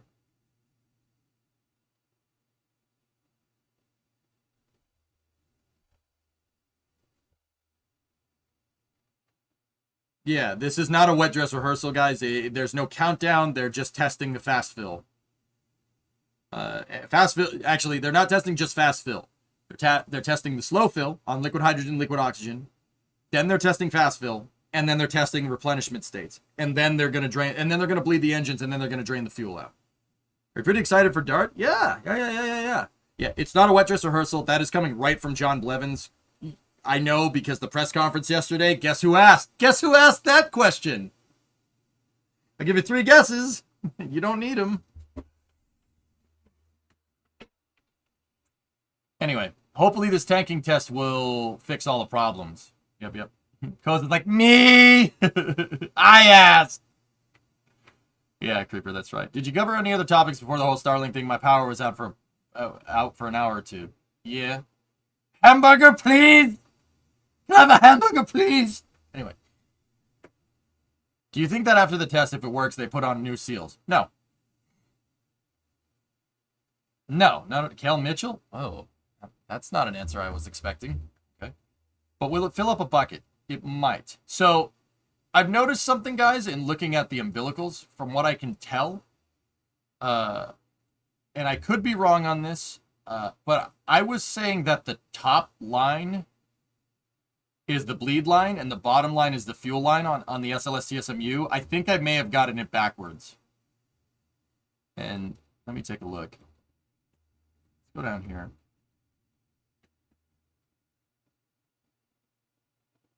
I think the top one is the fuel line, and the bottom one is the 4-inch drain line. So the bleed line, that's the gaseous hydrogen evac line. And I said that they would flow liquid on the bottom and gas on the top because gas goes up, but I think it's actually backwards, and I'm not 100% why. I don't exactly know the reason. So that would mean that that's the fuel line right there, and the catch goes into the fuel line.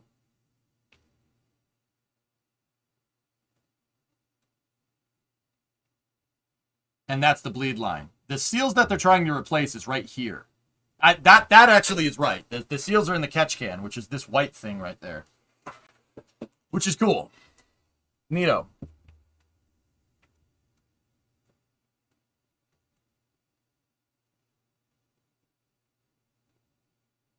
it really is nice to know that NASA's just gonna work the problem and let it make it do its thing. Like, once again, I've been saying this, you know, not a lot of people are used to this, but NASA, when it gets, like, when you get up to missions, you really understand why NASA is good at what they do. Because look, they just implemented a fast fix right there.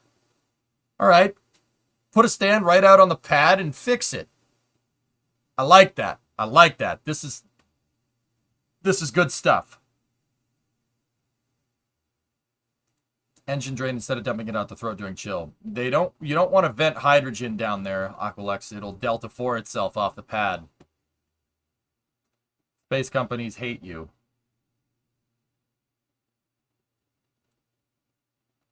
Firefly tells me that they completed their flight readiness review for Sunday's planned launch of the Alpha rocket from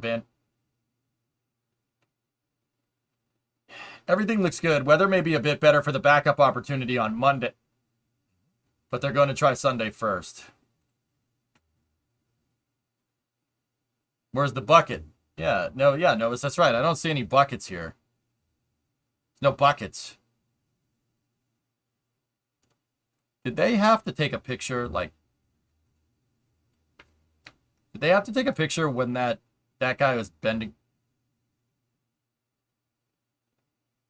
You couldn't have just snapped the picture again, guys, when that guy wasn't mooning the...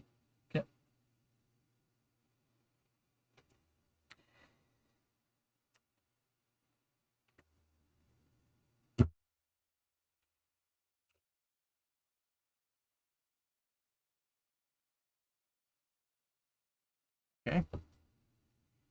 There's his buckets. Yeah. Exactly. My thought is that the smaller line is where the engine chill hydrogen goes out. Discovery, go at throttle up.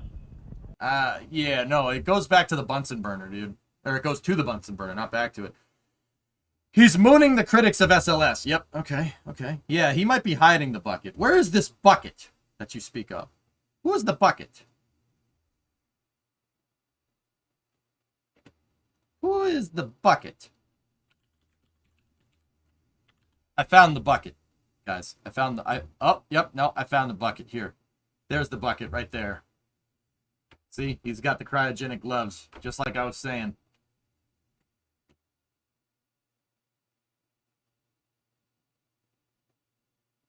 That's the rules. 29-month resub. Thanks, buddy. There's the magical cryogenic bucket that's designed to catch gaseous hydrogen.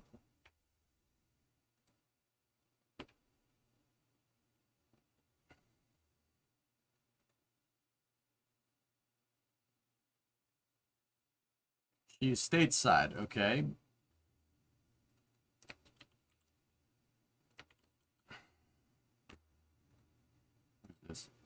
Anna Kickman went to the USA yesterday to participate in the Crew 5 flight aboard the Crew Dragon Endurance. I like your hat. Word.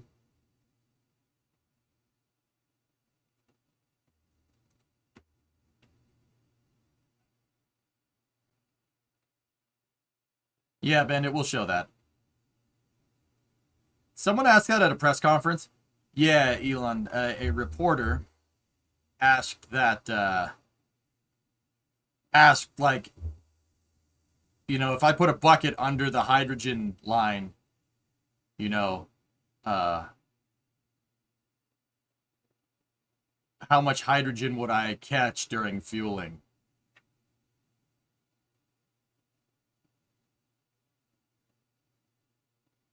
Yeah, that was an actual question.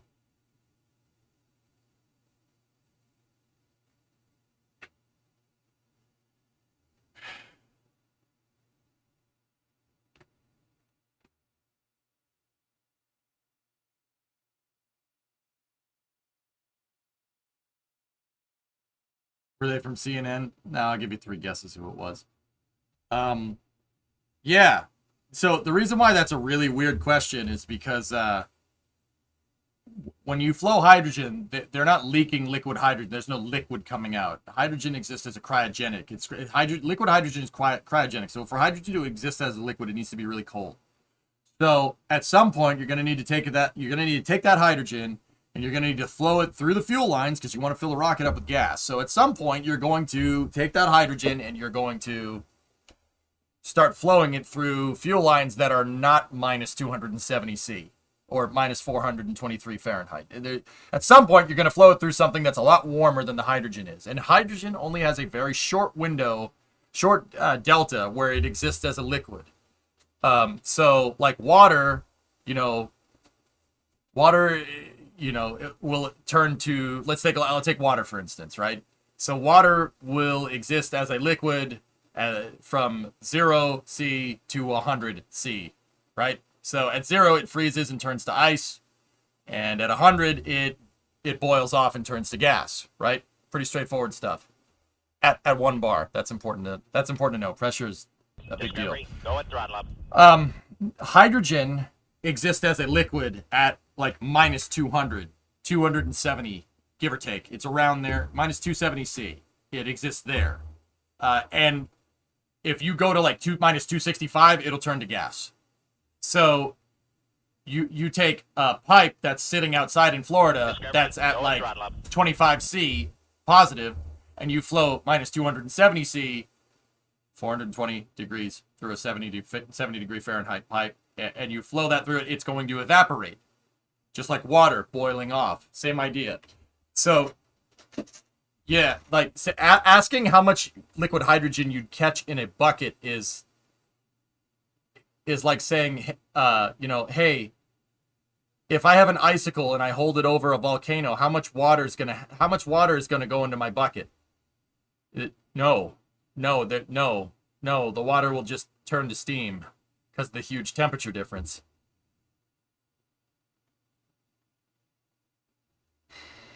Hey, Jackal. Gifted a sub to Joey Monkey Balls. And then you had a 13-month resub as well. Pretty cool. Yeah, so that's what I mean. Yeah, there's the clip if you guys want to see it. Yeah, Geek. No, he was serious. Yeah.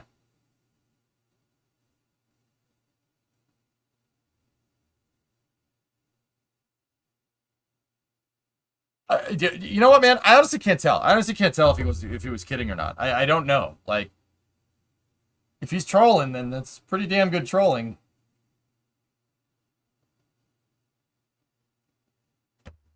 Now, don't get me wrong. I've been trying to be better about grilling people, like grilling press that asks stupid questions.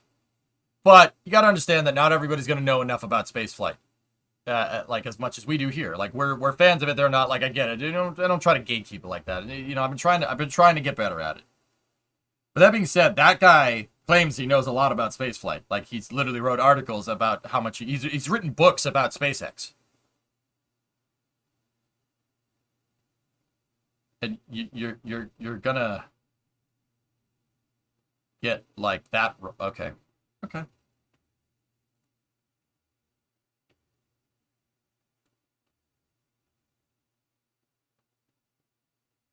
Okay.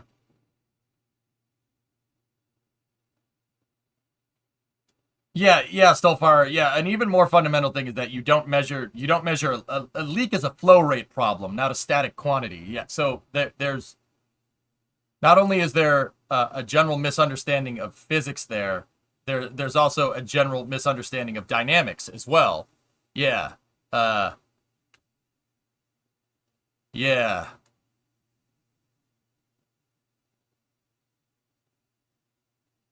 Interesting.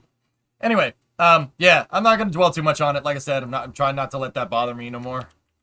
All right, Forge, what do you want me to see here? What do you want me to see?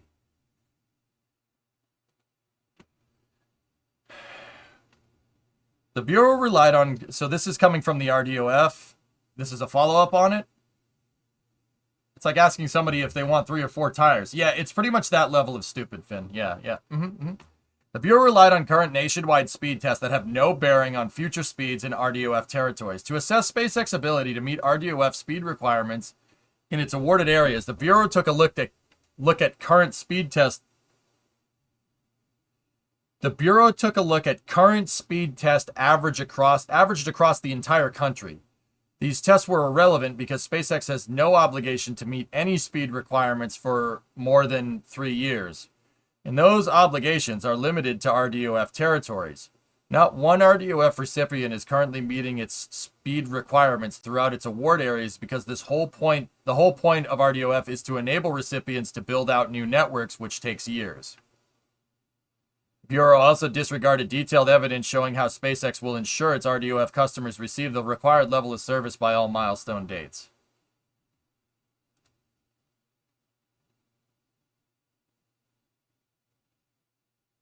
He did ask for the flow rate, though, right? How long till you fill a bucket?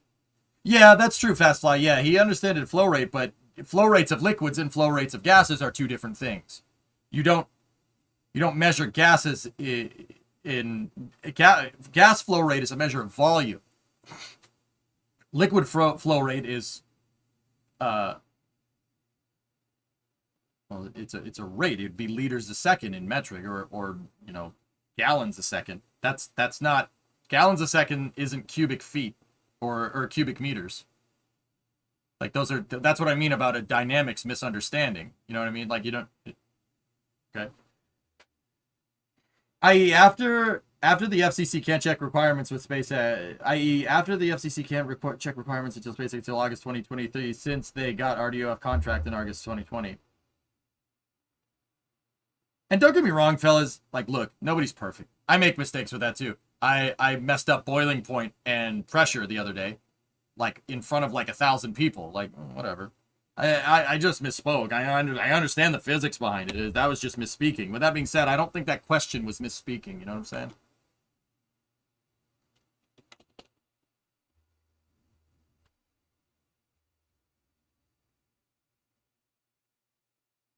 Gallons a second is the same as seconds a bucket. Just reverse it. Yeah, so far, yeah. Either way, like I said, let's stop. Let's stop. There's no point in keep going. But yeah. Yeah, Jay, that's why when that question was asked, I went, okay. Right. So, yeah, Forge, that's, going back to what you were saying, yeah, the Bureau just arbitrarily pulled Starlink funding because they said it didn't meet requirements when the requirements are supposed to be met in 2023. So, yeah, of course, SpaceX doesn't have the internet speeds. It seems very arbitrary. I really hope someone torched it on Twitter after that. Geek, there will be no backlash. Yeah, there will be no backlash. There won't. There, like...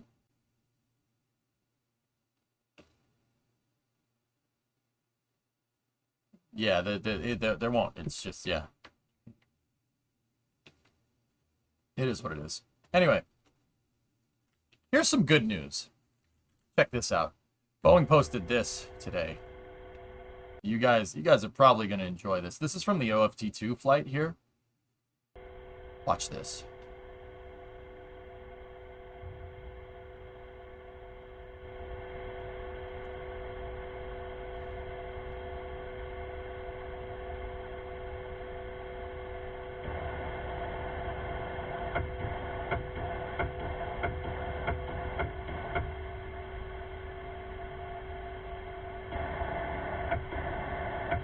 RCS firing.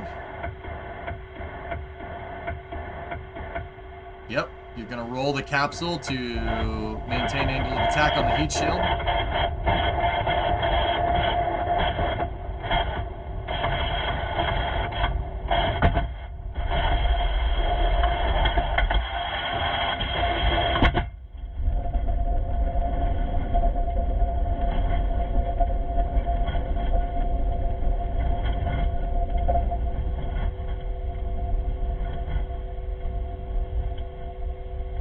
Chutes come out. It's basically a shotgun shell, Bill, or a mortar that's packed with a parachute instead of shotgun shell.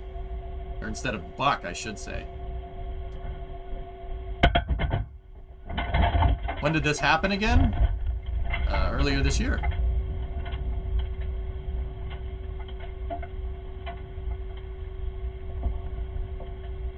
Oh, that's fantastic. These are great shots. That IR camera's money. And then it'll pop the okay, there's the handle deploy. Now it should dump the heat shield.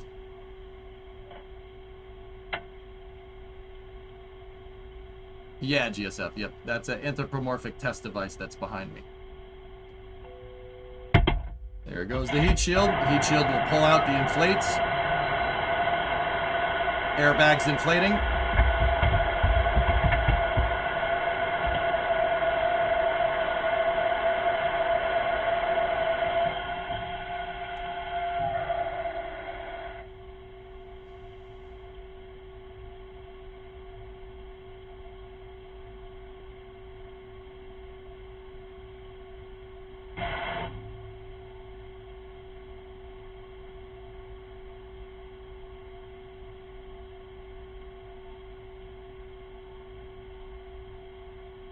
And wait for it. Wait for it.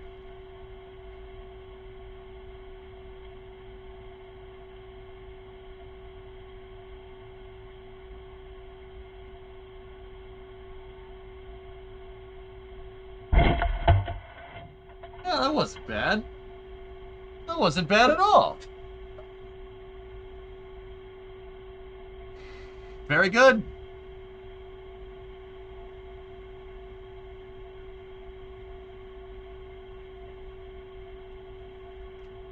See your last, baby. The gas is hot on initial inflation because it was under pressure in a vessel before filling the bags, then cools from the external airflow. Yeah, Novus, I saw that too. Seems a little rough. I mean, yeah. Funny enough, Boeing is using Starlink for internet in the landing site for Starliner. Yeah, I know. Yeah, you have a bucket. Yeah, I saw it. I saw that, Aqualex. Yeah. Yeah. I don't know. I don't know what to tell you. This is pretty awesome footage, dude. I will say. Yeah, the bucket. Yeah. Looney Tunes, man. Looney Tunes. I just want to see this again. That's...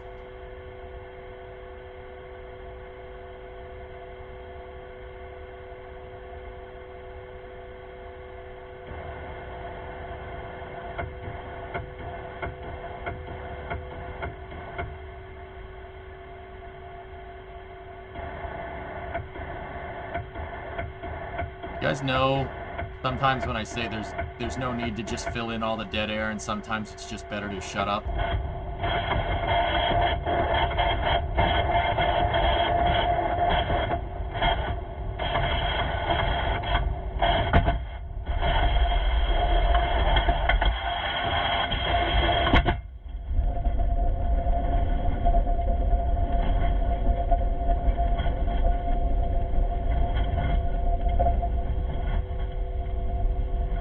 The reaction control, the parachutes, guys, they deploy via a mortar. There's literally an explosive that's inside of a cup shape. Like, it looks like a mortar. That's what they're called. They're called parachute mortars. Because the idea is that you want that parachute to gain wind, right?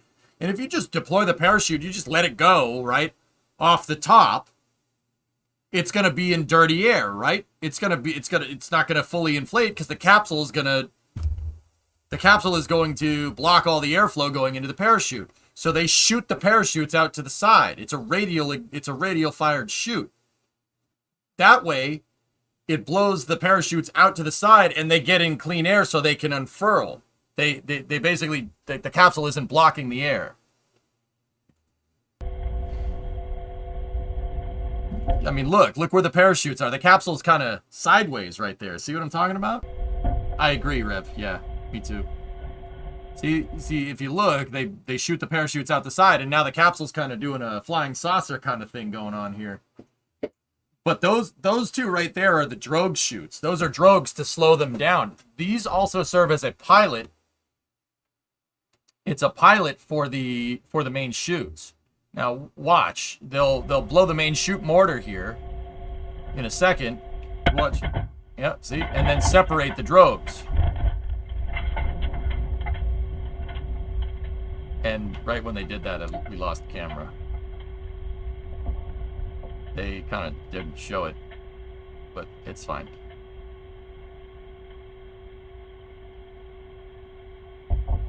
Can I have a link to the video? Sure. It's really awesome, dude. I haven't watched this all day. And then Starliner has a little carry handle right there. Carry handle? Hello.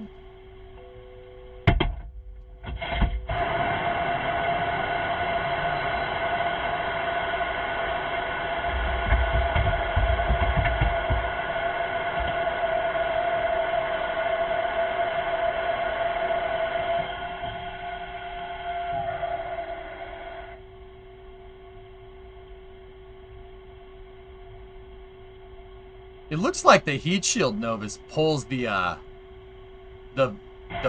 valves for the airbags are attached to the heat shield, so when the heat shield pops off, it pulls these things open and causes them to inflate.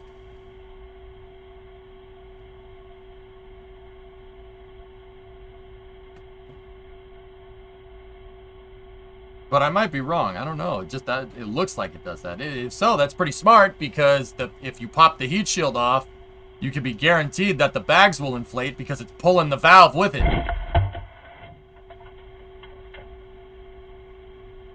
That's really freaking cool, man. Yeah, that's really cool.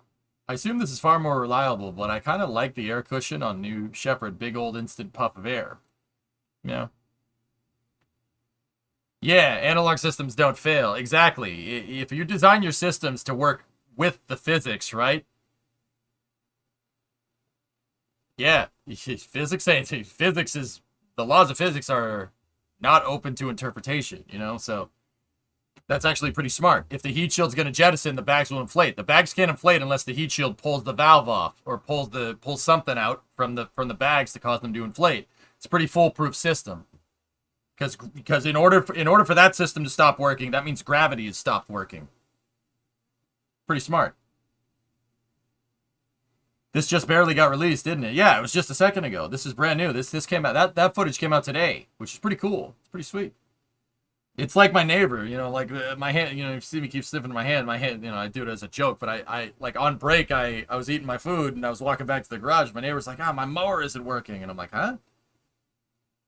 He's like, yeah, I can't figure it out. And the lawnmower had a gravity feed fuel tank, and he let it run out of gas, and the fuel line got clogged. So I unclogged it. And I worked on it and clogged the thing, and the carburetor bowls filled back up. And he's like, so it's gonna start now. I'm like, guaranteed. He's like, how can you guarantee that? I go, because if it doesn't start right now, that means physics stopped working. Probably some passive solution. If the heat shield comes off, I can't really imagine a scenario where you wouldn't want the bags inflating. Bingo. That's smart. That's smart engineering. Very smart. Very smart. Foolproof system. I like that. I like that. I like engineering like that. That's smart. Yeah, exactly. There's no mode that you'd want the capsule in with no airbags, right? And a heat shield jettison. So they made the bags rely on the heat shield being jettisoned. That's smart engineering. That's really, really well thought out. Good stuff. Good stuff. Pretty cool. All right.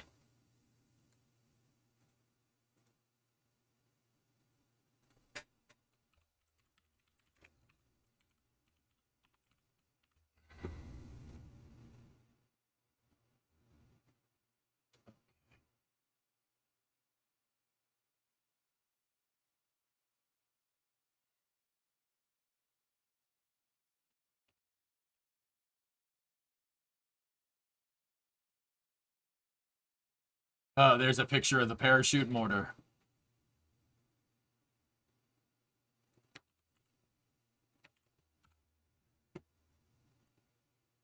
Yeah, there you go. Yeah, the shoot deploy is literally a. Let's see, what's this? When I say it's a mortar, I mean it's a mortar.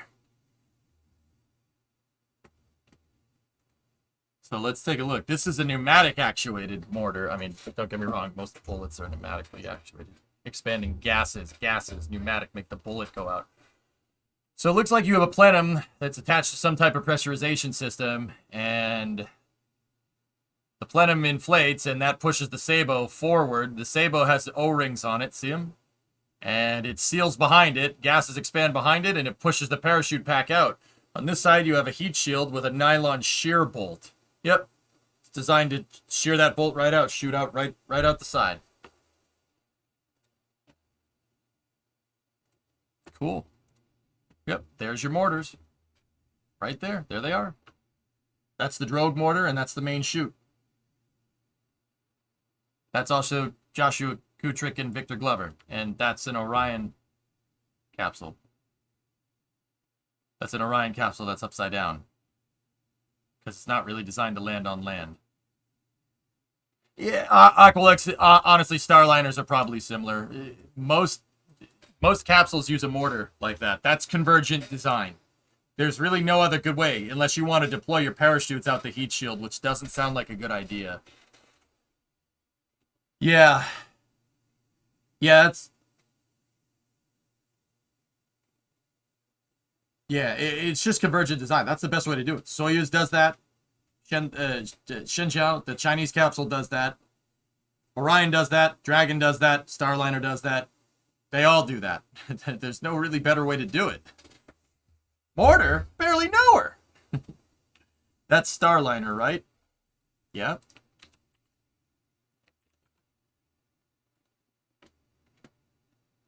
Yeah, we looked at these pictures yesterday. Yeah, that's Starliner. And there's a Dragon... That looks like a Dragon 1 mock-up or something. And then in the second picture, that's definitely a Dragon 2 mock-up.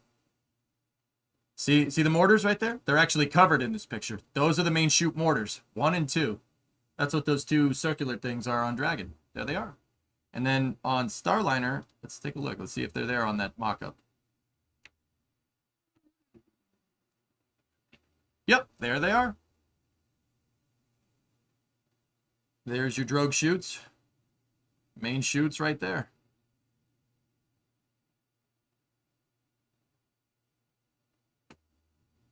Or you could just make it fly so it doesn't need chutes, but that would be crazy. It would never be sustainable. I mean, yeah, Alex, it's funny. Funny how that works. It's almost like a wing is a more passive solution than a parachute. Think about it. Parachute has the mortar. You have to actuate the mortar. The mortar has to open. Then you have to unfurl the chute. There's a lot of rigging involved. A wing is what has one moving part, the control surface, and like maybe the landing gear. It's almost like, you know, we've made re-entry vehicles that glide and land on runways in the past, and that's never been a problem with the mission. But there have been missions where parachutes haven't deployed. Funny. I thought Dragon chutes were stowed in the bottom. The mortar shoots the rigging out, Granite. Yep, they are. They are stored in the bottom. That's the parachute. The parachute's packed down here. The mortars shoot the rigging out. Actually, if we really want to be technical, it shoots the drogue chute out, and the drogue chute rigging is connected to the main chute rigging, if you really want to know. What's this, then? All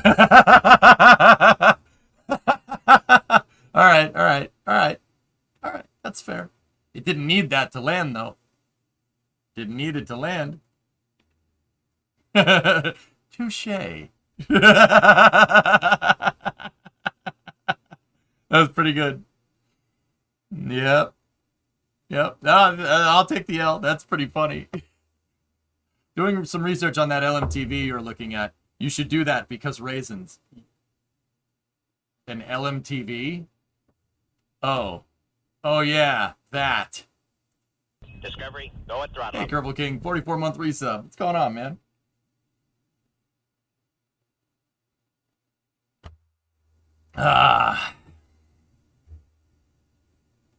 It doesn't need to land. It just needs to brake after landing. Yeah. Yep. Yeah. Where have we seen this design before? What is that, Forge?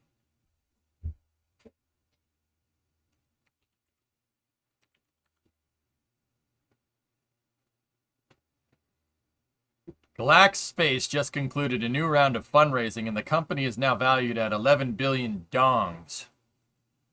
I know it's yawn. I get it, but I like calling it dongs. It's a joke, guys. Relax. It also mentions in the press release the launch of a new flat panel satellite that will happen in early 2023.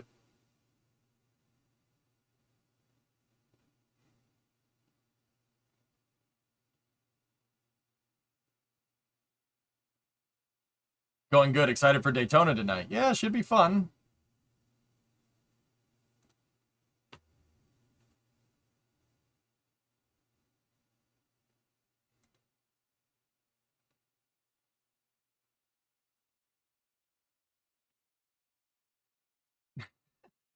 I really hope they also copied the collision avoidance systems. You know they didn't. You know they didn't.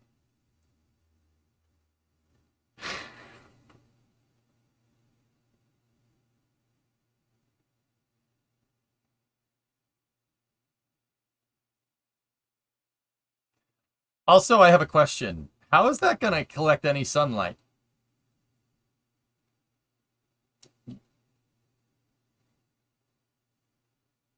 You need, if you're going to deploy the solar at that angle and have your antennas pointed down and have the thing running parallel to the ground, this is only one axis.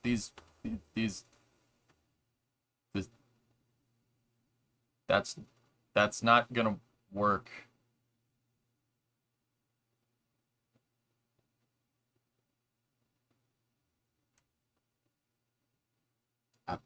Never mind. Never mind. Never mind. What do I know? What do I know? I'm just some guy. Ain't gonna fit like that. Hinge must be two axis. They do know a few things about making satellites. Yeah, I was gonna say that I hope that's just some test footage. Or just a test render or something.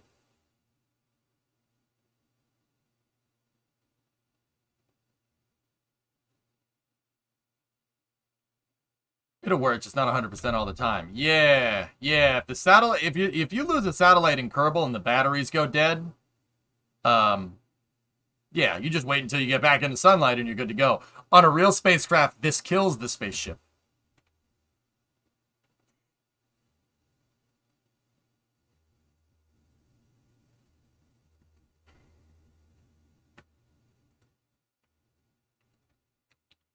What's this next one?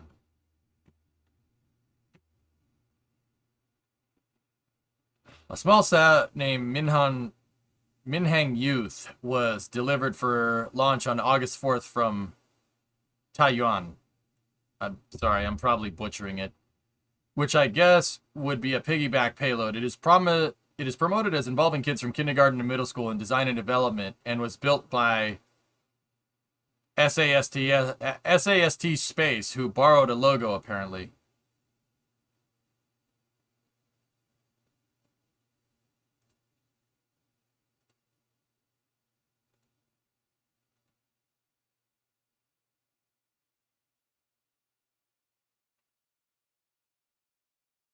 Now, I'll be honest with you. That part I like. That part's pretty cool. I like this part. That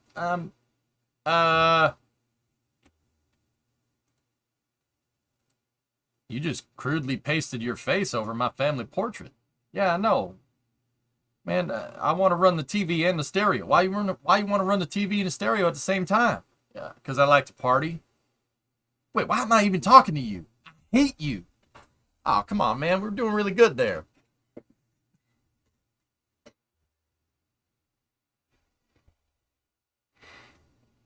Apparently, copyright infringement doesn't exist in China. Yeah. Wait, what? Where's that from? I know that movie. You ain't first, you're last. I do not want to break your arm, Monsieur Poopy, but I am a man of my word. Jackal, I am a racing car driver, just like you, except I come from Formula. Oh, no wonder why that's so familiar. You just crudely pasted your face over mine. Formula. Oh. I wish for nothing more than to retire to Stockholm and develop a currency for dogs and cats to use. But maybe, just maybe you will challenge me. Wow, I feel like I'm in Highlander right now. What's the Highlander? Won the Academy Award. For what? For best movie ever made. Pretty hefty payload. Look at how many Starlings. SpaceX is targeting Saturday, September 10th. Falcon 9 launch of 34 Starlink satellites and AST Space Mobile's Blue Walker 3 satellite to low Earth orbit from Complex 39A. Oh yeah, let's go and talk about how many rocket launches there are this weekend. Yeah, there's gonna be a lot.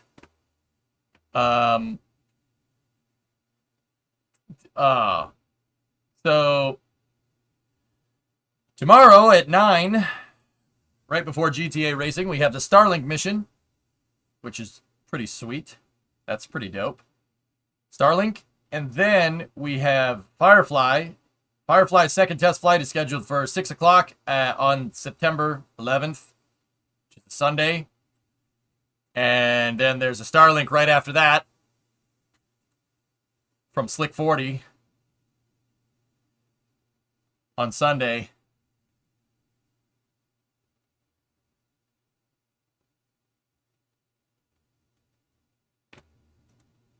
And then on Monday at 9:30, there's Blorgen. Yeah, we got 4 launches. Well, over the next 3 days, 4 launches. Yeah, 3 of them are on my day off. Days off. That's. I guess I asked for this, you know. So, yeah, they're neatly spread just across all the days off. Sorry about your days off. Not a bad problem to have, to be honest with you. So, okay. I'm sure I remembered you moving your days off to fit. Yeah. So, Owens, I did that, and what I had is I had my buddy Pat, who does RocketLaunch.live. I had him over the last couple of years compound all the launches and see statistically what days rockets are least likely to launch on. And statistically, those days were Sunday and Monday. Statistically, over the last couple of years. Turns out that, you know, when you want to up the launch cadence, like SpaceX is trying to do, turns out that that information means nothing.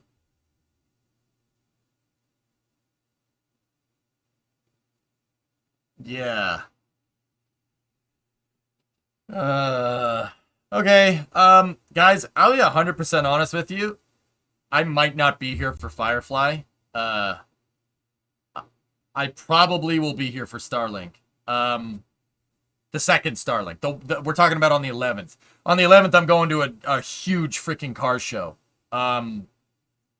Yeah. And this is not just like, oh, EJ wants to go to a car show over watching a rocket launch. No. I absolutely would want to watch a rocket launch. But this is like a big family thing, so a lot of families going to said car show. Yeah. Yeah.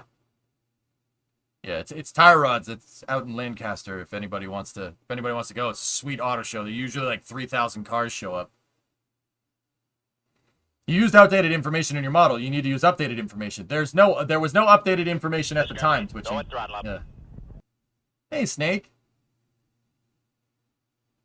Yeah. Yeah, a lot of my family's going, so I was just in Hershey last weekend. Nice, Geek. You want to come up to Lancaster? I think Lancaster. Pretty big show. I'm going to be there, you know. Snake, what's going on? Yeah, so, no guarantees on Firefly. I'm probably not going to be back in time. And that sucks because I really wanted to see that rocket go. It's on Sunday, Geek, if you want to drive up here. And if you do, please let me know. I guess I got family. Well, the family thing is the car show, Bill. It's the car show. Like a lot of my my future brother-in-law, and I mean like in a week, my future brother-in-law, uh, yeah, and then a lot of families going like, yeah, dude, I don't want to screw that up. No, it's not Lancaster, Pennsylvania. It's Lancaster, Massachusetts. Yeah.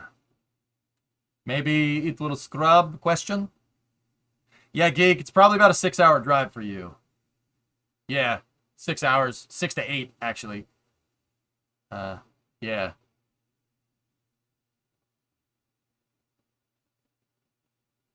Anyway.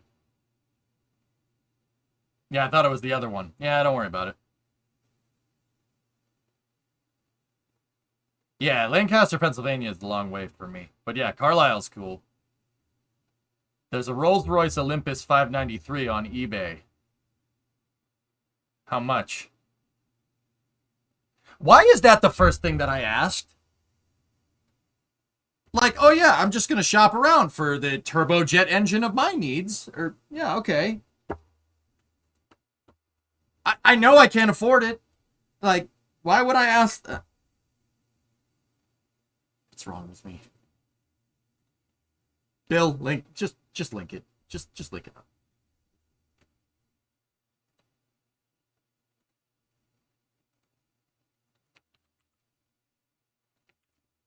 Actually, you know, yep, somebody linked this to me already.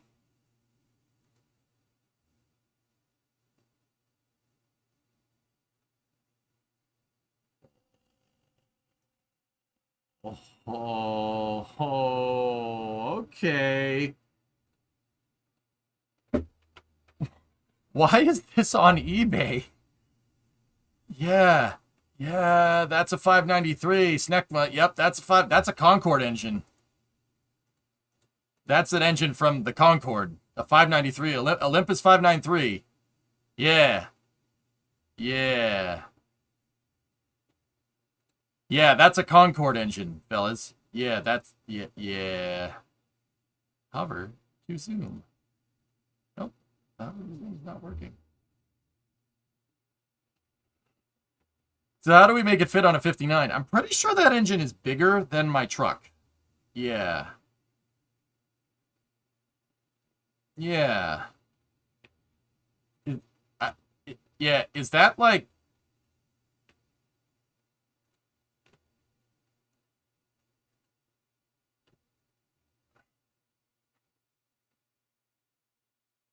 This engine was fitted on wing number 3, the wing number 3 position on Concorde regular GBFKW number 214. Later changed to BOAG, now position... I've seen that plane!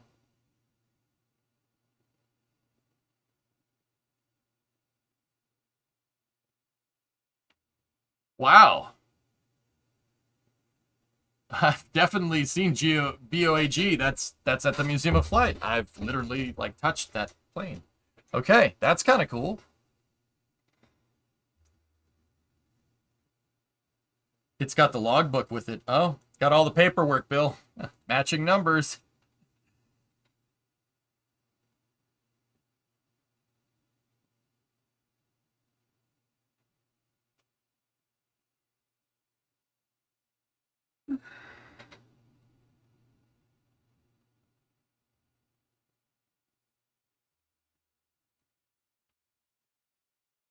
The joke going around is that Boom Supersonic is going to buy it. You know what, man? If I was a millionaire, I'd think about it. I'd be like, yeah, I want that. Sure.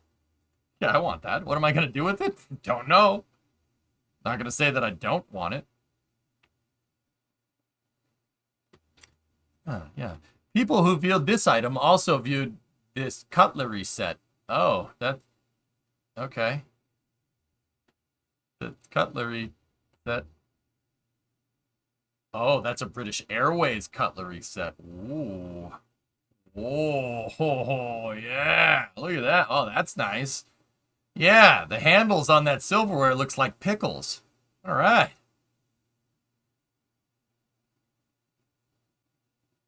How much is shipping? I don't know.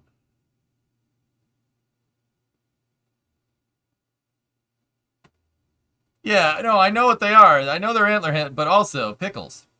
Okay.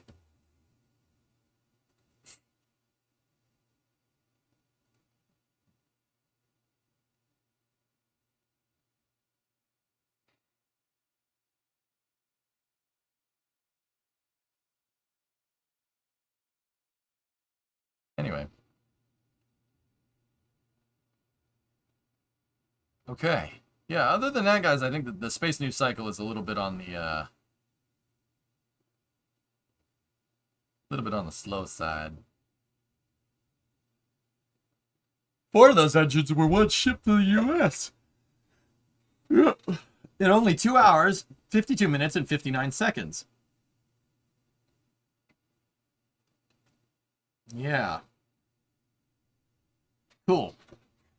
All right. So on today's, we'll finish up space news with today's. Take a look. Hold on. Where are we? Yes. Today's Space News segment edition of EJ Spends Too Much Time on Government Auction Websites. I have this to show you, and I'm kind of just pinging this off chat's head here. What do you think about this for a streaming vehicle? I mean, the truck would be great. The truck is good, and I can make the truck work, but I found a bigger truck. Yeah. Yeah, I found a bigger truck.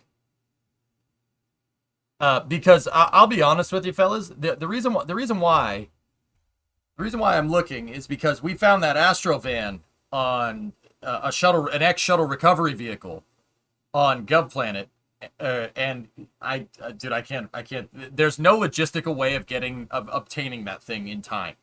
That auction's gonna go. I'm not gonna try for it. But I did find this, and that got me thinking, like, what would be on these, on GovPlanet, what would be the best streaming rig? I mean, this would be pretty good. It's literally got a powered Connex on the back. If we want the stream to be nuclear, biological, and chemically protected, this would be a good thing. This would be a really good thing. It's, NBC capable, but yeah, it's like, we got 24 volt power, it's only $3,600. Like, here, take a look. Look at this thing. See? Look at that. Look, you got lights. You got plenty of outlets. You got plenty of outlets going on. You got windows. It's got breakers. The Connex is powered. Like, you got circuit breakers up in there.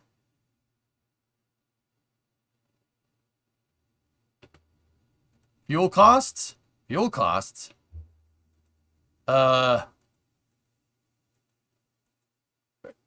Yeah, okay, so fellas, yeah, the fuel costs will be high. But would they be lower in the Airstream if we had gotten that? That's my question. Would they have been lower in a much bigger vehicle question? But how many cup holders? Yeah, I don't know. Verify you can register to get a tag. A friend bought a Humvee from GovDeals and had a heck of a time getting it road approved. You could buy mil-spec stuff in Massachusetts. It's not a big deal. I know. I saw a mil-spec Humvee driving around on the road the other day. No, the Airstream would be way worse. Maintenance cost would be nightmarish. Yeah.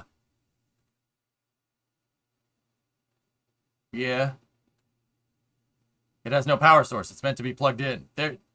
There's this thing that's under the hood, Goth, that generates pretty good amount of power. Yeah, of course it's diesel. Yeah. So, okay. Why isn't the Airstream an option? Because it's $10,000. It's at Edwards Air Force Base, and I don't have the money, and the auction ends in 3 days.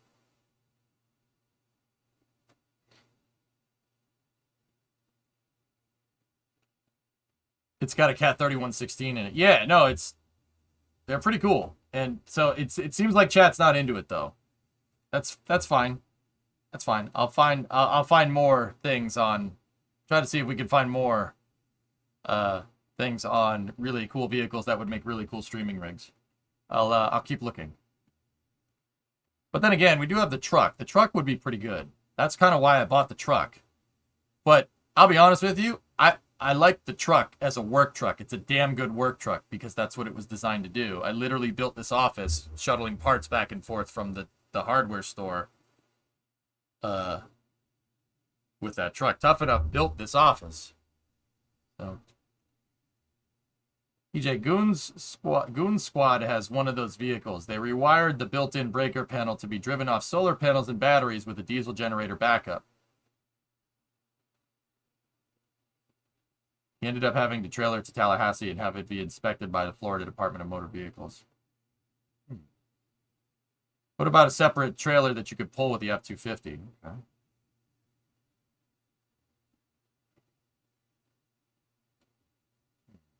Okay, so you guys don't want the armored vehicle. It's not armored. I know. You guys don't want the military spec vehicle for a streaming setup. Is that what you're telling me? That truck looks very similar to the one I had to replace an oxygen testing machine in for the local National Guard unit.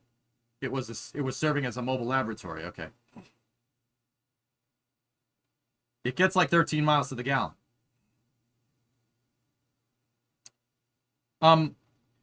Yeah, no, you're not wrong. You're not wrong.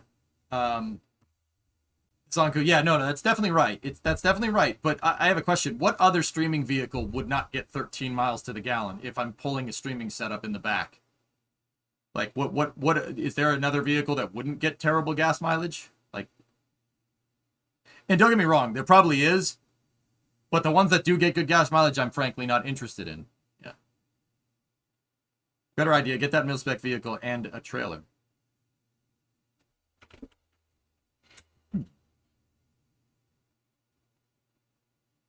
Yeah, you do want 4x4. But then again, Vanguard, we could make the argument that we could just take Tough Enough and make it 4x4, and that would probably be less money than the $3,600 LMTV.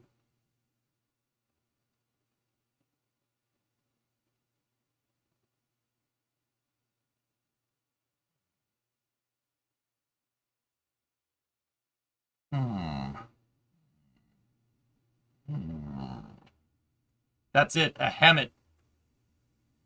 Hemet? Does GovPlanet have Hemets on it?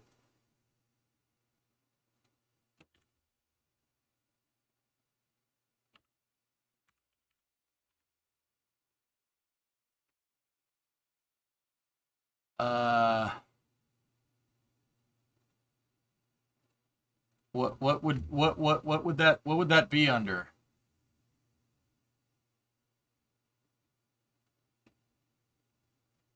I like it, but you could find more stuff. Like what would that be under? Trucks? Not under Humvees.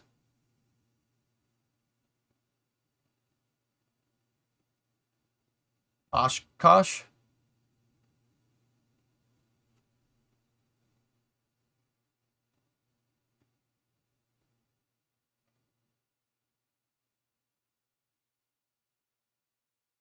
Oshkosh bagosh.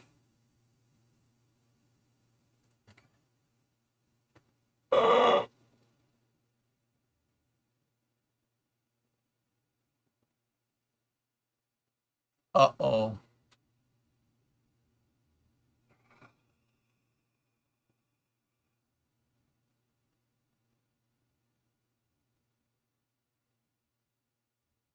What is...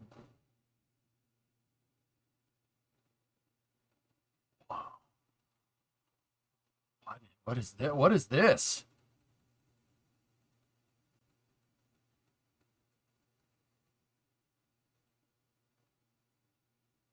Oh, that's cool. That's a fire truck? Yeah. Airport fire truck, right? All right, what else is in here? What else we got? Another one. Another one.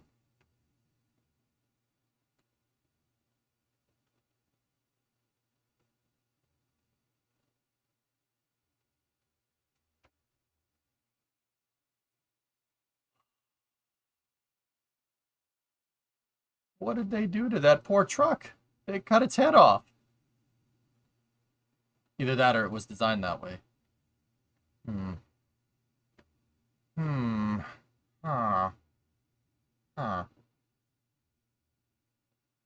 Dump truck.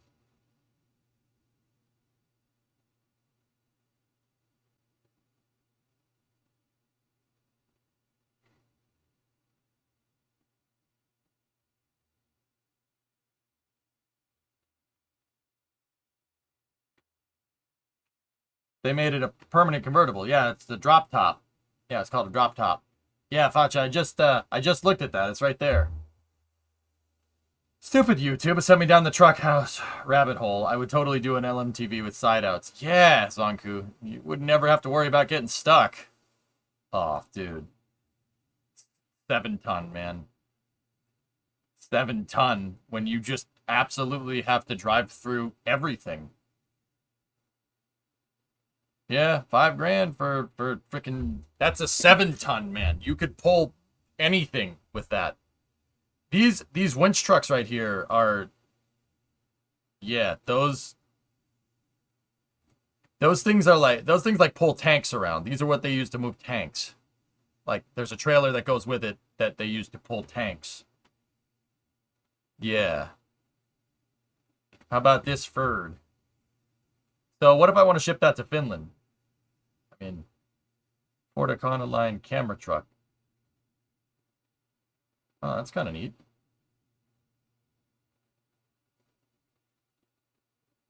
Whoa. That's pretty cool. What is this site? Gov deals?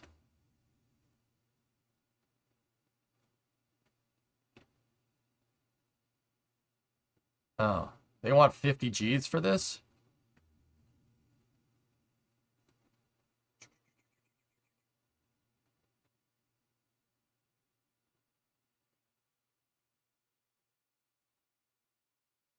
Oh.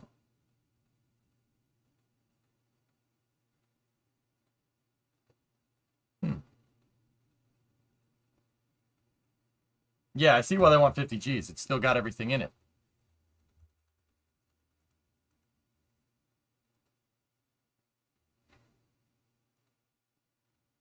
GovDeals, a liquidity services market. GovDeals online marketplace provides services to government, educational, and related entities for the sale of surplus assets to the public. They have an aircraft section, fellas.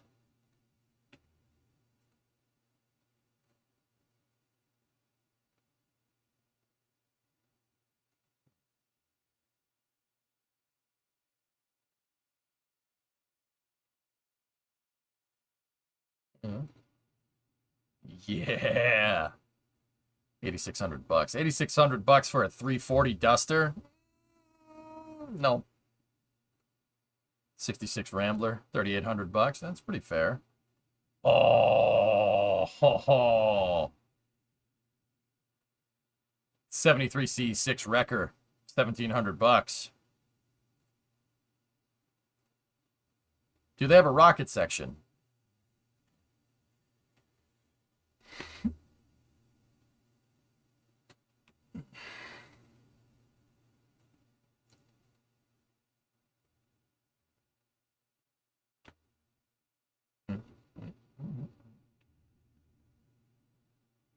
All-terrain vehicles. No, those aren't the good times. Those aren't the vehicles that I like. Automobiles.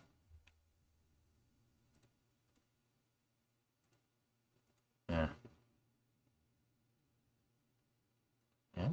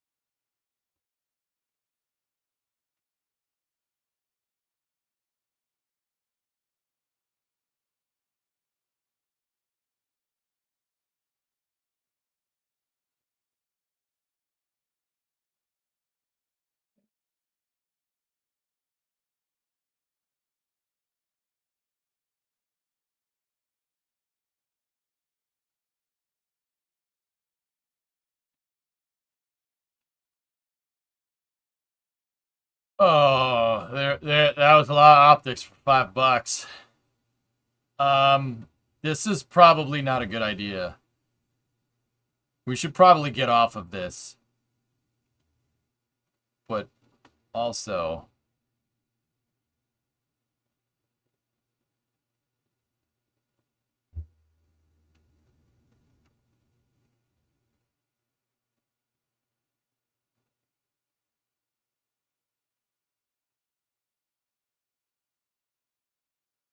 oh no. Oh, no, $5 for a bunch.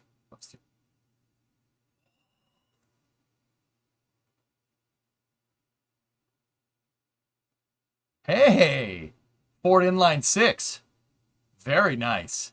Very industrial Ford Inline 6 that runs off natural gas. Now that's cool. That's pretty neat. I actually do need a generator. My neighbors keep telling me that the power does go out here sometimes in the winter. That one's got a small block Chevy.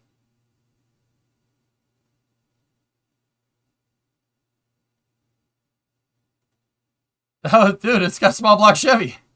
Yeah. All right. Cool. Yeah, that's right, Sun Temple. Yep. The 4X scope on my air rifle is $200. Luiso, there's a reason why people like this country so much. Oh no. Oh no, that's not. No, nope. Check your last two. 63 T-Bird and then the Rambler, right? Yeah, I just saw that on stream. Those are kind of cool.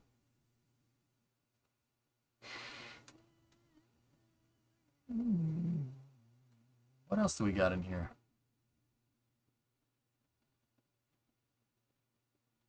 Motor vehicles.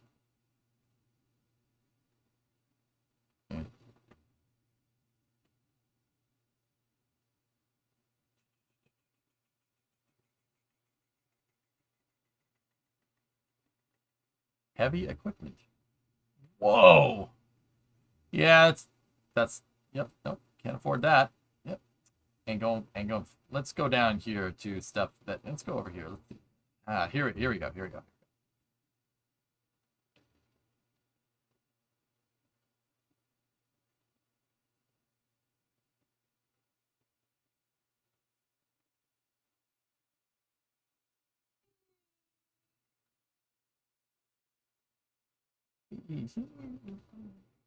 Want to piss off Bremo? Nope. Want to upgrade your racing setup? Yeah. Somebody on Gov Planet found that this afternoon. Oh, cool. That's cool, Fancha. Yeah, neat. Yeah, that truck's dude. Why don't? Okay, I have a question. I've never actually bid on anything on these Gov sites. Why don't more people do this? Like that's what I'm getting. Why don't more people do that? There's a skid steer on here for $100. Why like they probably don't know. Search for lathe. That's a bad idea. Yep, that's a very bad idea. Most people aren't aware. Okay.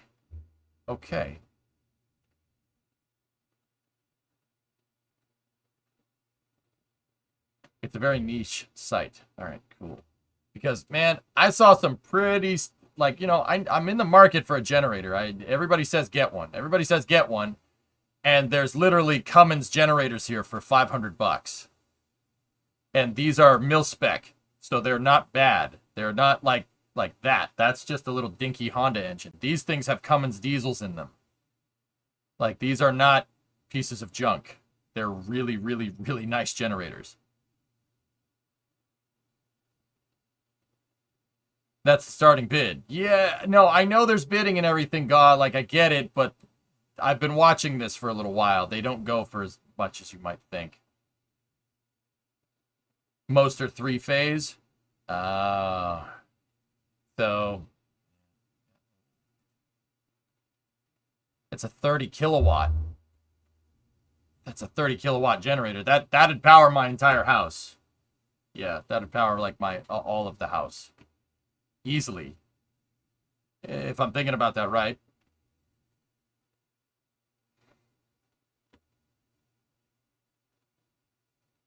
Want a tire changer? That's in Southborough?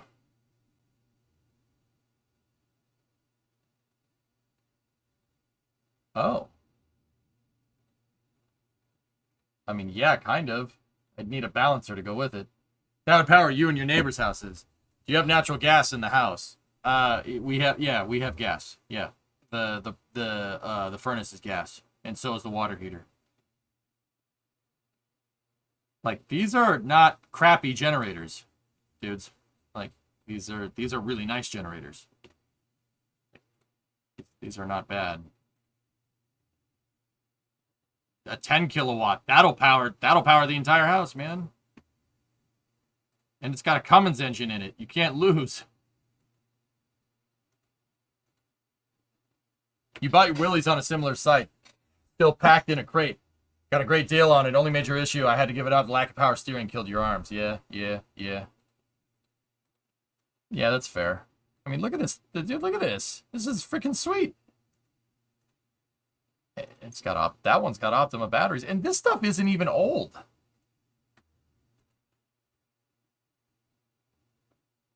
That's a 10 kilowatt rated 3-phase output, 120 volts, 208 volt regulated, 10 kilowatt rated single phase output, 120, 240 rated voltage. Yeah, you could do 3-phase or single phase with that generator. That's nuts. There's a good chance of sand in the tanks. Gee, I wonder why. I mean, $500, man.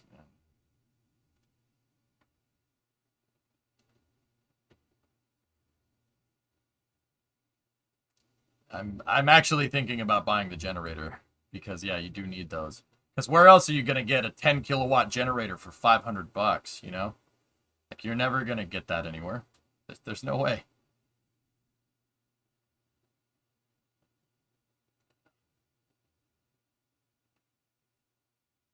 Then gives it more grip and power. Yep. Even if they need a bit of repair at that price, it'd be well worth it. Yeah. Yeah, I'll probably do that sooner rather than later. What's the issue with 3-phase? I don't know. Could we... If it's just a 3-phase generator, then it's going to be a little bit difficult to plug into a single-phase house. There has to be a different wire or something, right? Like...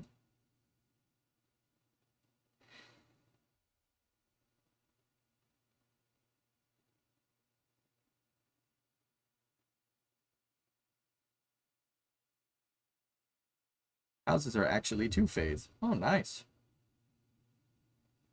I don't know enough about it, to be honest with you. Could this work? 5W versus 10W oil. What's the deal? 5W versus 10W. What's the difference? Application.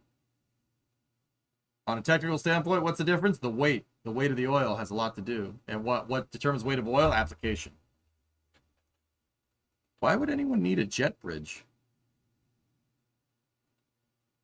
I don't know, but that's really cool. And it's only 10 grand. Dude, I love these sites. These sites are great. I can't keep going on here though. I was literally late to the stream today because I was searching around for stuff. Cold viscosity. There you go. It's 122.40 plate. Yeah.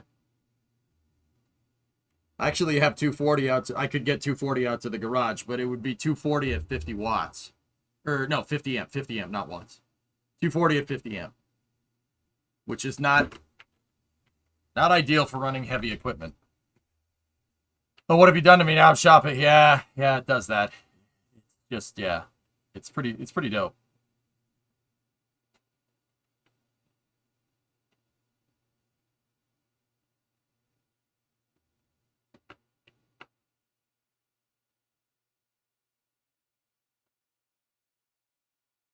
Yeah, Aqualex. Yeah, that's what my electrician told me. Yeah.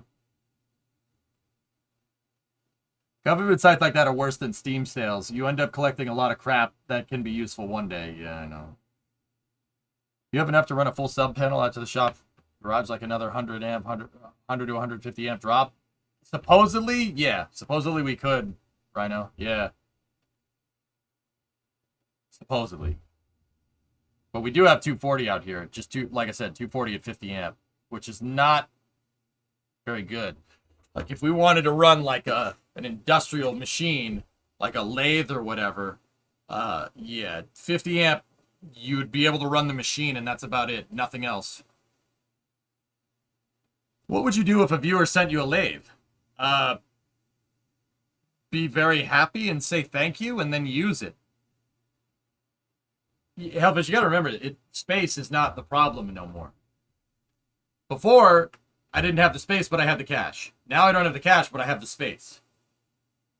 You guys give me some time to equalize out the cash, you know, like just work for a little while, because the down payment on this house wiped out our savings. We don't really have much. Like I can't, like down payments do that. So yeah, you just gotta have some time to build stuff back up. Industrial equipment is mostly 3-phase anyway, better voltage. All right, so here's what we do. We buy the generator and then we run the industrial equipment off the generator on a closed loop grid. Good idea, I know. Your cash to space ratio is way off. If I build up, yeah, so I just gotta keep working. Just gotta keep working for a little while. We'll build it back up and then we can do dumb things. In my mind, this shop and this office is like, think about it like when you buy property in GTA, you know, in GTA Online, you upgrade the property, like you can upgrade things, you can upgrade different components, right? Like that's how I'm thinking about this. I put all my money into upgrading the office right away because I needed to, because this was literally just an unfurnished room when we started, you know? So we gotta upgrade the facilities. Right now, I'm trying to clean the shop up so I can actually start upgrading the facilities.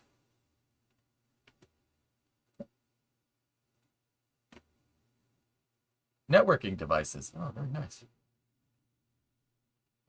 The fuel cost of that generator will be insane. Look into a small transformer. Yeah, Plate and Blade, the thing is that the fuel cost will be insane pretty much is the case with everything. You know what I mean? Oh, you want to buy a generator? Oh, the fuel costs will be insane. Oh, you want to buy a truck that could be a mobile streaming set? Oh, the fuel costs will be insane. Oh, you want to power your house? Oh, the fuel costs will be insane. But they'll come in the form of an energy, of a utility bill.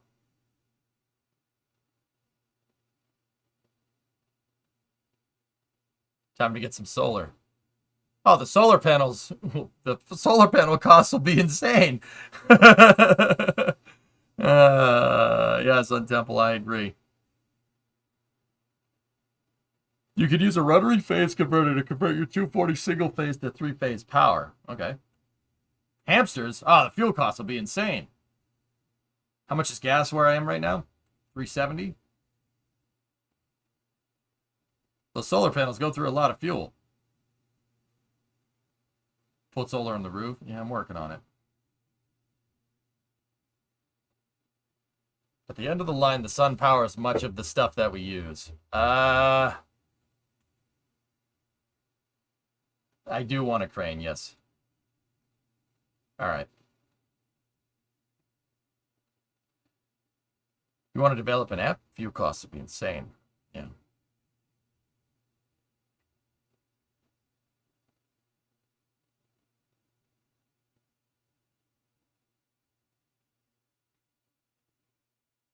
So cheap compared to here in the UK. Yeah. Yeah. Yeah. Anyway, I run a mill and a lathe on a digital phase converter. I only need about 20 amps. Oh. Okay.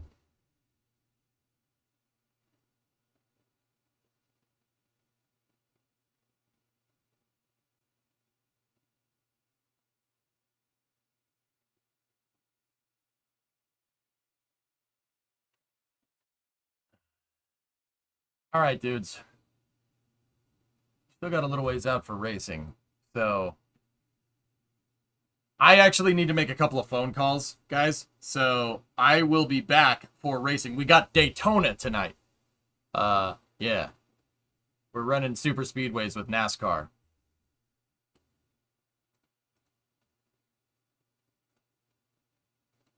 Oh, that's cool, Aqualex. Yeah, we're running the NASCARs on Daytona. Full race tonight.